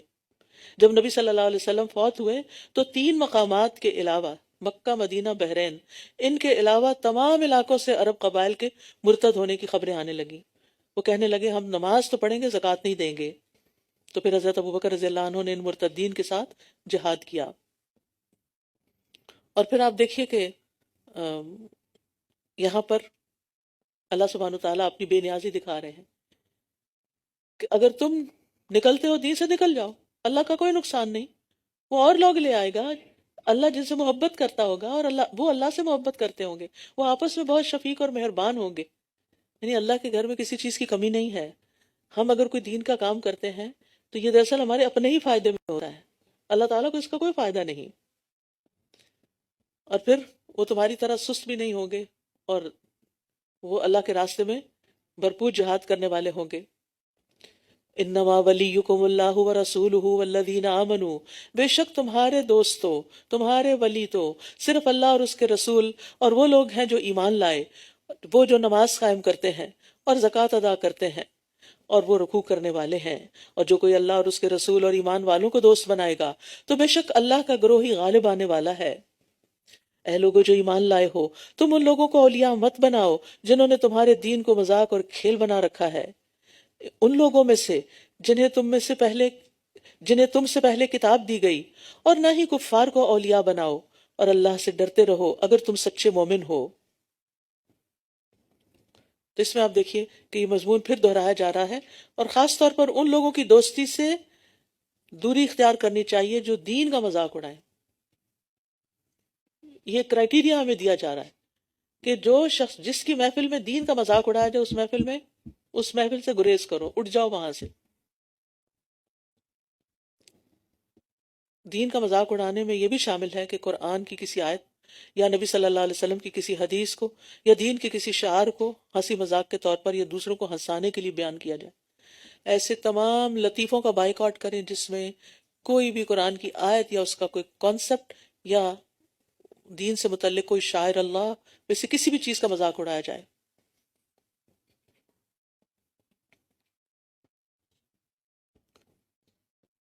اور آپ دیکھیے کہ بعض لوگ جو ہیں وہ دین پر عمل کرنے والوں کا مذاق اڑاتے ہیں، داڑھی کا مذاق اڑاتے ہیں، پردے کا مذاق اڑاتے ہیں، سنت پر عمل کرنے کا مذاق اڑاتے ہیں. تو ایسے لوگ پھر اپنے ایمان کی خیر منائیں، کیونکہ مومن یہ نہیں کر سکتا. مومن کو یہ یقین ہوتا ہے کہ جو کچھ یہ ہے سب اس کی طرف سے آیا ہے اور وہ مجھ سے زیادہ علم والا ہے، حکمت والا ہے. اسی طرح بعض لوگ شریعت پہ باتیں بناتے ہیں. اچھا یہ تو بڑا سمپل سا حکم ہے، یہ تو بڑا سمپل سا سلوشن ہے، لیکن اب دنیا تو بہت آگے جا چکی ہے، اب یہ نہیں چلے گا. نعوذ باللہ. تمہاری عقل نہیں ہے کہ تم اس کو چلا سکو، کہ شروع میں ہم نے پڑھا تھا نا، دوسرے پارے کے شروع میں سیقول السفہاء ما ولاھم عن قبلتہم التی کانوا علیہا. یہ سفیہ اور بے وقوف لوگ ہوتے ہیں جو اللہ کی باتوں پر اعتراض کرتے ہیں اور باتیں بناتے ہیں. مثلا اللہ کی حدوں میں سے کسی حد کو کہنا یہ تو بڑی سخت ہے، یا یہ تو بہت بیکورڈنس ہے، یا یہ کہ اللہ کی شریعت کا آج کے دور میں کوئی فائدہ نہیں، یا پھر علماء کا مذاق اڑانا، خطباء کا مذاق اڑانا، دین کا کام کرنے والوں کا مذاق اڑانا کہ اس کو تو کچھ اور سوچتا ہی نہیں، بس اس کو تو صرف قال اللہ اور قال الرسول ہی آتا ہے. اگر آپ کے بچے 5 وقت نماز پڑھنے مسجد آنے لگے تو سجدے میں پڑ جائیں، شکر ادا کریں، نہ کہ ان کو ڈانٹ ڈپکار کریں اور کہیں کہ تمہیں اور کچھ نہیں آتا، ملا کی دوڑ مسجد تک. یہ لطیفے بنے ہوئے، محاورے بنے ہوئے ہیں. اس قدر افسوس کی بات ہے، کوئی اور لفظ نہیں ملا تھا. اور جب تم نماز کی طرف پکارتے ہو تو وہ اسے مذاق اور کھیل بنا لیتے ہیں، اذان کا مذاق اڑاتے ہیں. یہ اس لیے کہ وہ ایسے لوگ ہیں جو عقل نہیں رکھتے. یعنی اس سے ہی پتہ چلتا ہے کہ دین کا مذاق اڑانے والا خود ناسمجھ ہے. شیطان کو بھی اذان کی آواز برداشت نہیں ہوتی. حدیث میں آتا ہے تو شیطان جب اذان کی آواز سنتا ہے تو گوز مارتا ہوا بھاگ جاتا ہے کہ یہ کانوں میں نہ پڑے اس کے، پھر واپس آ جاتا ہے. اقامت کے وقت پھر پیٹ پھیر کے چل پڑتا ہے. جب تکبیر ختم ہوتی ہے پھر آ کے نمازیوں کے دلوں میں وسوسے ڈالنا شروع کر دیتا ہے. پھر فرمایا کہہ دیجئے اے اہل کتاب، کیا تم اس لیے ہم سے ناراض ہوتے ہو کہ ہم اللہ پر ایمان لائیں اور اس پر جو ہماری طرف نازل کیا گیا اور جو اس سے پہلے نازل کیا گیا، اور یہ کہ تمہارے اکثر لوگ نافرمان ہیں. پھر فرمایا کہہ دیجئے کیا میں تمہیں بتاؤں کہ اللہ کے نزدیک اس سے زیادہ بری سزا پانے والا کون ہے؟ یہ وہ ہیں جن پر اللہ نے لعنت کی اور ان پر غضبناک ہوا اور ان میں سے بندر اور خنزیر بنا دیے، اور جنہوں نے طاغوت کی بندگی کی، یہی لوگ بدترین درجے میں ہیں اور سیدھے راستے سے زیادہ بھٹکے ہوئے ہیں. اور جب یہ تمہارے پاس آتے ہیں تو کہتے ہیں کہ ہم ایمان لے آئے ہیں، حالانکہ یہ کفر کے ساتھ ہی داخل ہوئے تھے اور اسی کے ساتھ نکل گئے، اور اللہ زیادہ جانتا ہے جو یہ چھپاتے ہیں۔ اور آپ ان میں سے بہت سے لوگوں کو دیکھیں گے کہ وہ گناہ اور زیادتی کے کاموں میں اور حرام کھانے میں خوب دوڑ دھوپ کرتے ہیں، یقیناً کتنا برا ہے جو یہ کرتے رہے ہیں۔ انہیں ان کے عبادت گزار اور علماء گناہ کی باتیں کرنے اور حرام کھانے سے کیوں نہیں روکتے؟ یقیناً کتنا برا ہے جو یہ کرتے رہے ہیں۔ یعنی عوام اگر غلط کام کرے تو پھر علماء کا فرض بنتا ہے کہ وہ ان کو منع کریں۔ کیوں؟ اس لیے کہ کنتم خیر امت اخرجت للناس تأمرون بالمعروف وتنہون عن المنکر۔ ٹھیک ہے، تو یہ علماء کا فرض ہے، عام انسان کا بھی فرض ہے، لیکن علماء کا خاص فرض ہے کہ جو غلط کام عوام کر رہی ہو اس سے ان کو روکیں، ان سے ڈرے نہیں۔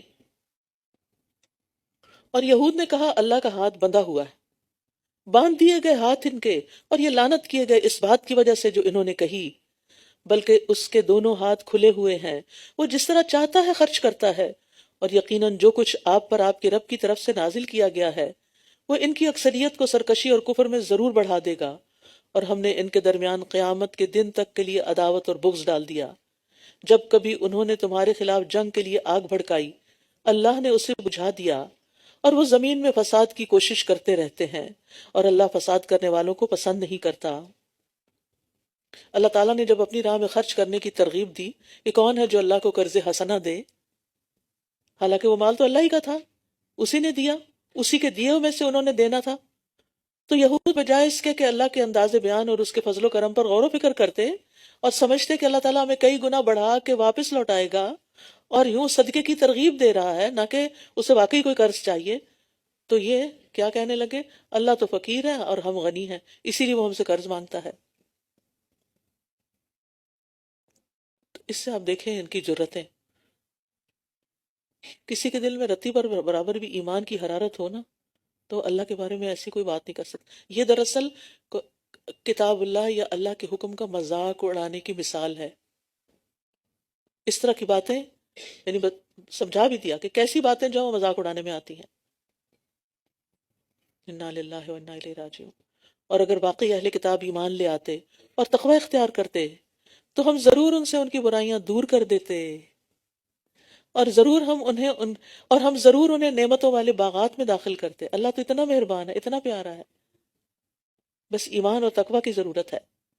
اور اگر واقعی وہ تورات اور انجیل کو قائم کرتے، یعنی اس پر عمل کرتے، اور اس کو بھی جو کچھ ان کے رب کی طرف سے ان کی طرف اتارا گیا ہے، تو یقیناً وہ اپنے اوپر سے اور اپنے پاؤں کے نیچے سے بھی کھاتے، یعنی زمین بھی خزانے اگلتی اور آسمان سے بارشیں برستی، رزق برستا۔ اور ان میں سے ایک گروہ میں آنا رو ہے، اور ان میں سے زیادہ تر لوگ برا ہے جو یہ کر رہے ہیں۔ تو تورات اور انجیل کی پابندی کا حکم دیا گیا، اور دوسرے احکامات کی پابندی کے ساتھ ساتھ محمد صلی اللہ علیہ وسلم پر ایمان لانا بھی ضروری ہے، کیونکہ یہ ان کی کتابوں میں بھی کہا گیا تھا ان سے۔ اور پھر اگر یہ کام کرتے تو ان کو زبردست خوشحالی حاصل ہوتی۔ اس میں خوشخبری ہے کہ اللہ کی عبادت کرنے سے رزق میں کمی نہیں آتی، نقصان نہیں ہوتا۔ تقوی اختیار کرنے سے اللہ سبحانہ وتعالیٰ کی رحمتیں برستی ہیں۔ اور سب سے بڑی بات تو پھر قناعت کی ہے نا، کیونکہ آپ دیکھیے کہ جتنا بھی رزق ہو، اگر اندر تقوی نہیں نا تو اندر فقر ہی ہوگا، ہر وقت فقر۔ اور اگر قناعت ہے نا تو تھوڑے پہ بھی انسان راضی اور خوش ہے، میرے رب نے مجھے بہت دیا ہے، میں اس پہ شکر گزار ہوں۔ ہوگا کیا؟ اس رضا اور شکر سے نعمتیں امڑنا شروع ہو جائیں گی اور نعمتیں آئیں گی، ورنہ انسان کے شکوے تو کبھی ختم ہی نہیں ہوتے اور انسان کی حاجت تو کبھی پوری نہیں ہوتی۔ تو آج کا سبق جو ہے نا وہ قناعت کا ہے۔ یا ایھا الرسول بلغ ما انزل الیک من ربک، اے رسول پہنچا دیجئے جو آپ کی طرف آپ کے رب کی طرف سے نازل کیا گیا ہے، اور اگر آپ نے ایسا نہ کیا تو آپ نے اس کا پیغام نہیں پہنچایا، اور اللہ آپ کو لوگوں سے بچائے گا۔ سبحان اللہ، آپ فکر نہیں کریں، جو بتانے کی بات ہے بتائیں، اللہ آپ کی حفاظت کرے گا۔ فَسَيَكْفِيكَهُمُ اللَّهُ، بے شک اللہ کافر قوم کو ہدایت نہیں دیتا۔ نبی صلی اللہ علیہ وسلم نے تبلیغ کا حق ادا کر دیا، جو کچھ آپ پر نازل ہوا وہ سب کچھ پہنچا دیا، اور اس کی گواہی حجۃ الوداع کے موقع پر 1,00,000 سے زیادہ لوگوں نے دی، جب آپ نے آسمان کی طرف انگلی اٹھا کر فرمایا کہ اے اللہ تو گواہ ہو جا، اے اللہ تو گواہ ہو جا، کیونکہ آپ نے پوچھا تھا الا هل بلغت، کیا میں نے پہنچا دیا؟ تو سب نے کیا کہا؟ آپ نے پہنچا دیا اور اس کا حق ادا کیا اور آپ نے خیر خواہی کی۔ کہہ دیجئے اے اہل کتاب، تم کسی چیز پر نہیں ہو جب تک کہ تم تورات اور انجیل کے احکام کو قائم نہ کرو، اور جو کچھ تمہاری طرف تمہارے رب کی طرف سے نازل کیا گیا ہے، اور یقیناً جو کچھ آپ پر آپ کے رب کی طرف سے نازل کیا گیا وہ ان میں سے اکثر لوگوں کو سرکشی اور کفر میں ضرور بڑھا دے گا، بس آپ کافر قوم پر افسوس مت کیجئے۔ اللہ اکبر۔ یعنی کچھ لوگ ہوتے ہیں وہ حق بات سن کر جھکنے کی بجائے، قبول کرنے کی بجائے اور بگڑ جاتے ہیں اور اکڑ جاتے ہیں کہ اگر یہی دین ہے تو ہم نہیں مانتے اس کو، نعوذ باللہ۔ بے شک جو لوگ ایمان لائے اور جو یہودی بن گئے اور جو سابی اور عیسائی ہیں، جو بھی اللہ اور یوم آخرت پر ایمان لایا اور اس نے نیک عمل کیے، تو ان پر نہ کوئی خوف ہوگا اور نہ وہ غمگین ہوں گے۔ ایمان لانے کا یہی فائدہ ہے کہ انسان کے اندر سے یہ 2 بڑی بلائیں ختم ہو جاتی ہیں، کنٹینٹمنٹ آ جاتی، قناعت آ جاتی ہے، اطمینان قلب نصیب ہو جاتا ہے، انسان تنہائی محسوس نہیں کرتا، وہ کہتا ہے میرا رب میرے ساتھ ہے، لا تحزن ان اللہ معنا، اللہ ہے نا، وہ ساری ضروریات پوری کر دے گا۔ اور غم اس لیے نہیں کرتے کہ دنیا کی کوئی چیز ایسی نہیں کہ جس پر انسان اپنی جان گلا دے اور غم کرے، ان کو آخرت کی فکر لگ جاتی۔ تو یہ دعا مانگنا قطعاً نہ بھولیں، اللہم اجعل ہمی الآخرہ، کیونکہ حدیث میں آتا ہے جو آخرت کو اپنا ہم غم بنا لیتا ہے اللہ تعالیٰ اس کے دنیا کے سارے کام آسان کر دیتے، دنیا کے ہم غم نکل جائیں گے۔ یقیناً ہم نے بنی اسرائیل سے پختہ عہد لیا اور ہم نے ان کی طرف کئی رسول بھیجے، جب کبھی ان کے پاس کوئی رسول ایسی بات لے کر آیا جسے اس کے نفس پسند نہیں کرتے تھے تو ایک گروہ کو انہوں نے جھٹلا دیا اور ایک گروہ کو وہ قتل کرتے رہے۔ یہ ہے خواہش نفس کی پیروی کے نقصان، کیونکہ ان کی خواہش نفسی بما لا تہوی انفسہم، انہیں پسند نہیں آئے رسولوں کی باتیں، تو خواہش نفس انسان کو تباہی تک پہنچا دیتی ہے اور ایسے عمل کی طرف لے جاتی ہے بعض اوقات جو شرعی اعتبار سے، عقلی اعتبار سے انتہائی غلط ہوتا ہے، اس کی مذمت کی گئی ہوتی ہے، لیکن صرف اپنی خواہش پوری کرنے کے لیے انسان ساری حدیں توڑ دیتا ہے۔ وَحَسِبُوا أَلَّا تَكُونَ فِتْنَةٌ فَعَمُوا وَصَمُّوا ثُمَّ تَابَ اللَّهُ عَلَيْهِمْ ثُمَّ عَمُوا وَصَمُّوا كَثِيرٌ مِّنْهُمْ وَاللَّهُ بَصِيرٌ بِمَا يَعْمَلُونَ، اور انہوں نے سمجھا کہ کوئی فتنہ واقع نہ ہوگا تو وہ حق سے اندھے اور بہرے ہو گئے، پھر اللہ ان پر مہربان ہوا، پھر ان میں سے اکثر اندھے اور بہرے ہو گئے، اور اللہ اس کو خوب دیکھنے والا ہے جو یہ کرتے ہیں۔ یہاں فتنہ کا لفظ استعمال ہوا ہے، فتنہ کا اصل معنی ہوتا ہے آزمائش، تو مطلب یہ ہے کہ انہوں نے سمجھا کہ ہم کتنے ہی گناہ کر لیں، خواہ انبیاء تک کو قتل کر لیں، چونکہ ہم اللہ کے پیارے ہیں، اللہ کے بیٹے ہیں، اس لیے دنیا میں کسی قسم کی بدبختی، نحوست، دشمن کا حملہ، یہ کوئی بلا ہم پہ نازل نہیں ہوگی۔ لیکن حق سے اندھے اور بہرے ہونے کی وجہ سے ان پر بلائیں نازل ہوئیں۔ پہلی مرتبہ اللہ نے بخت نصر کو ان پر مسلط کر دیا، جس نے مسجد اقصیٰ کو ڈھا دیا، جس نے مسجد اقصیٰ کو جلا ڈالا، ان کے مال لوٹے اور ان کی عورتوں کو لونڈیاں بنا لیا اور ان کو پکڑ کے غلام بنا کے بابل لے گئے۔ لقد کفر الذین قالوا ان اللہ هو المسیح ابن مریم، بلا شبہ یقیناً ان لوگوں نے کفر کیا جنہوں نے کہا کہ بے شک اللہ مسیح ابن مریم ہی ہے، نعوذ باللہ۔ اور مسیح نے کہا اے بنی اسرائیل اللہ کی عبادت کرو جو میرا اور تمہارا رب ہے۔ یہ تھی مسیح علیہ السلام کی تعلیم۔ بے شک اللہ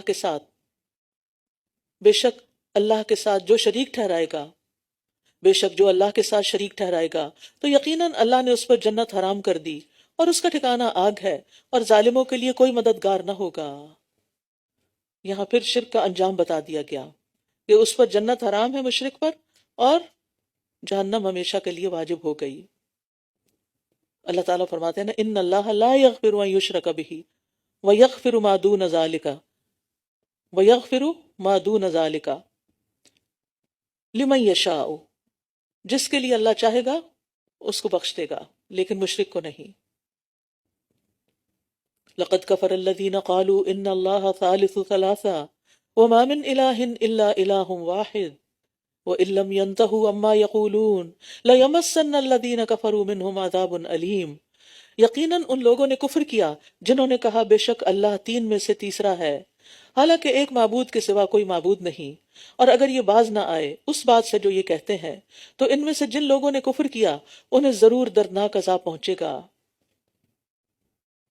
تو اس سے کیا پتہ چلتا ہے کہ ٹرینٹی کا عقیدہ اور یعنی کہ اللہ سبحانہ وتعالیٰ کے ساتھ اوروں کو شریک ٹھہرانا جو ہے یہ شرک ہی کی ایک قسم ہے، یا یہ سراسر شرک ہے۔ افلا یتوبون الی اللہ، ایسے سب لوگوں کو توبہ کی دعوت دی جا رہی ہے۔ افلا یتوبون الی اللہ ویستغفرونہ واللہ غفور الرحیم، کیا پھر یہ اللہ کے حضور توبہ نہیں کرتے اور اس سے بخشش نہیں مانگتے، اور اللہ بہت بخشنے والا نہایت رحم کرنے والا ہے۔ یہ اللہ تعالیٰ کا لطف و کرم ہے نا کہ جو اللہ تعالیٰ کے بارے میں اتنی بڑی گستاخی کرے، شرک کا معاملہ کرے، اللہ تعالیٰ اس کو بھی اگر وہ توبہ کر لے، باز آ جائے تو اس کو بھی معاف کر دیتے ہیں۔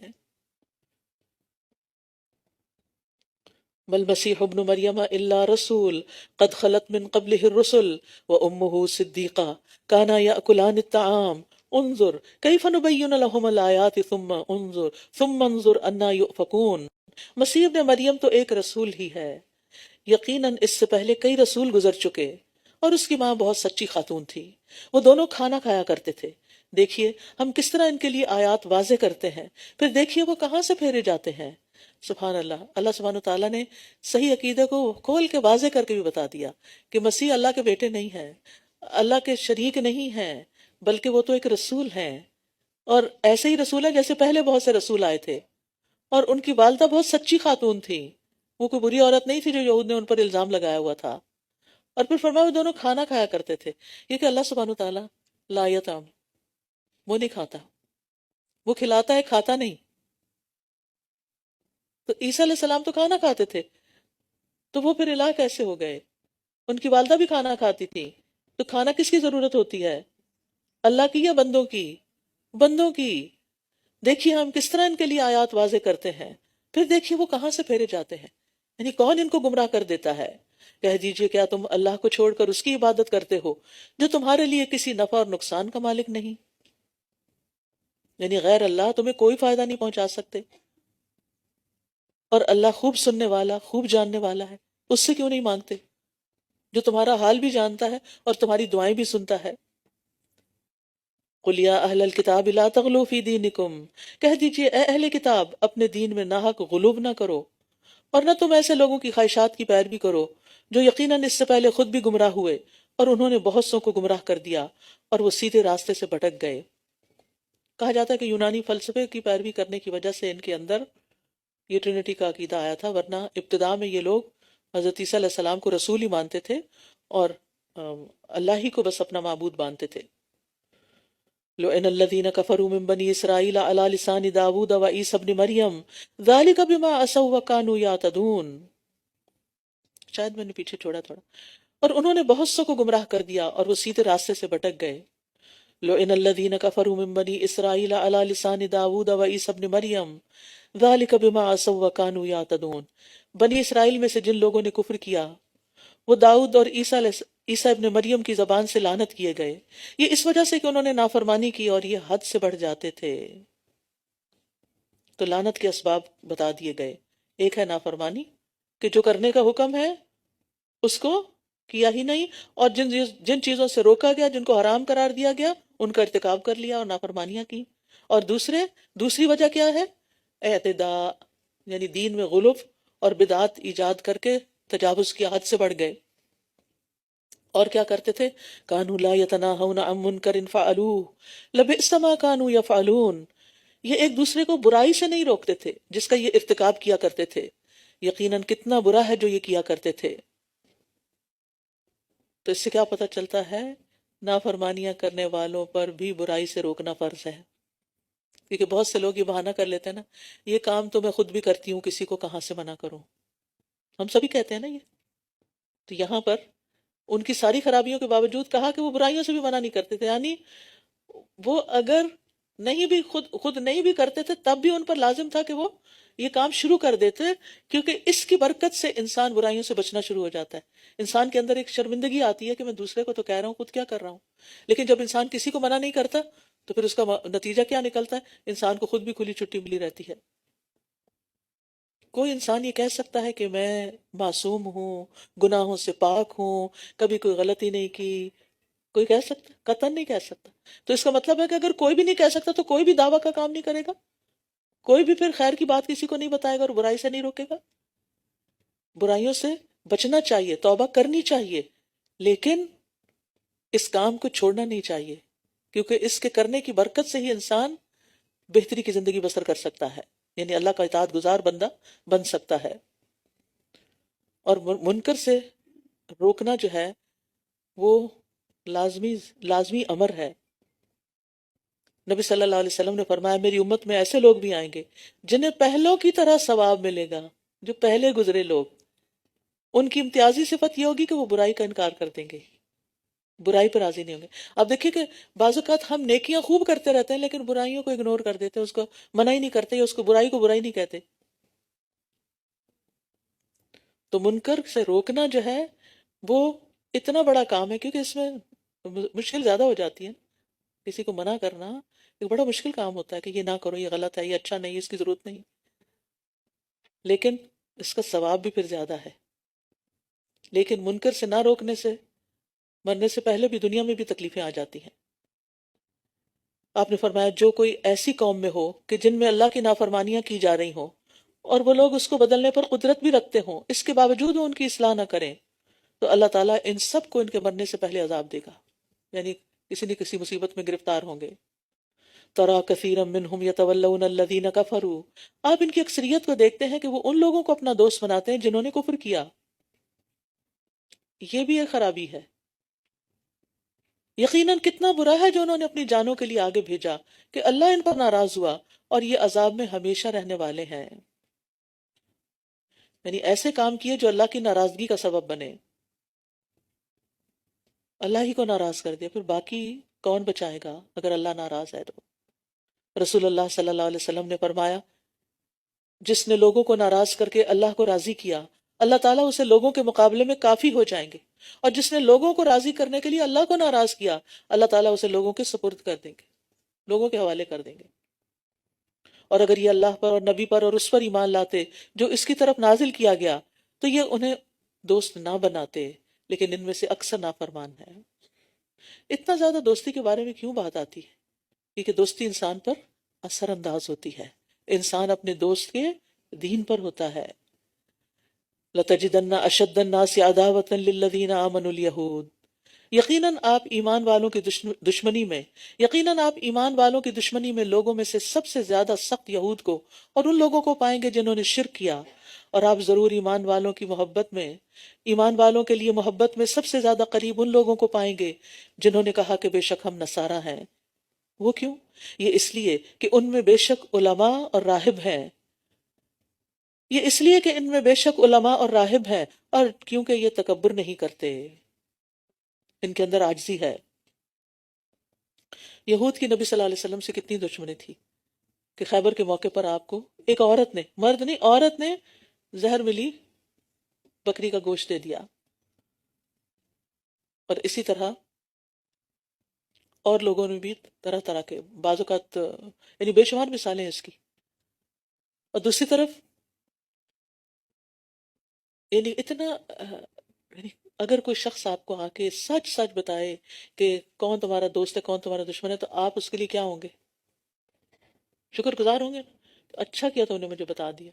اللہ سبحانہ وتعالیٰ اپنی کتاب میں کھول کے بتا رہے ہیں اور ہم شکر گزار نہیں ہوتے، کیونکہ ہم کہتے ہیں یہ کیا، یہ کیوں، ایسا تو نہیں، ویسا تو نہیں.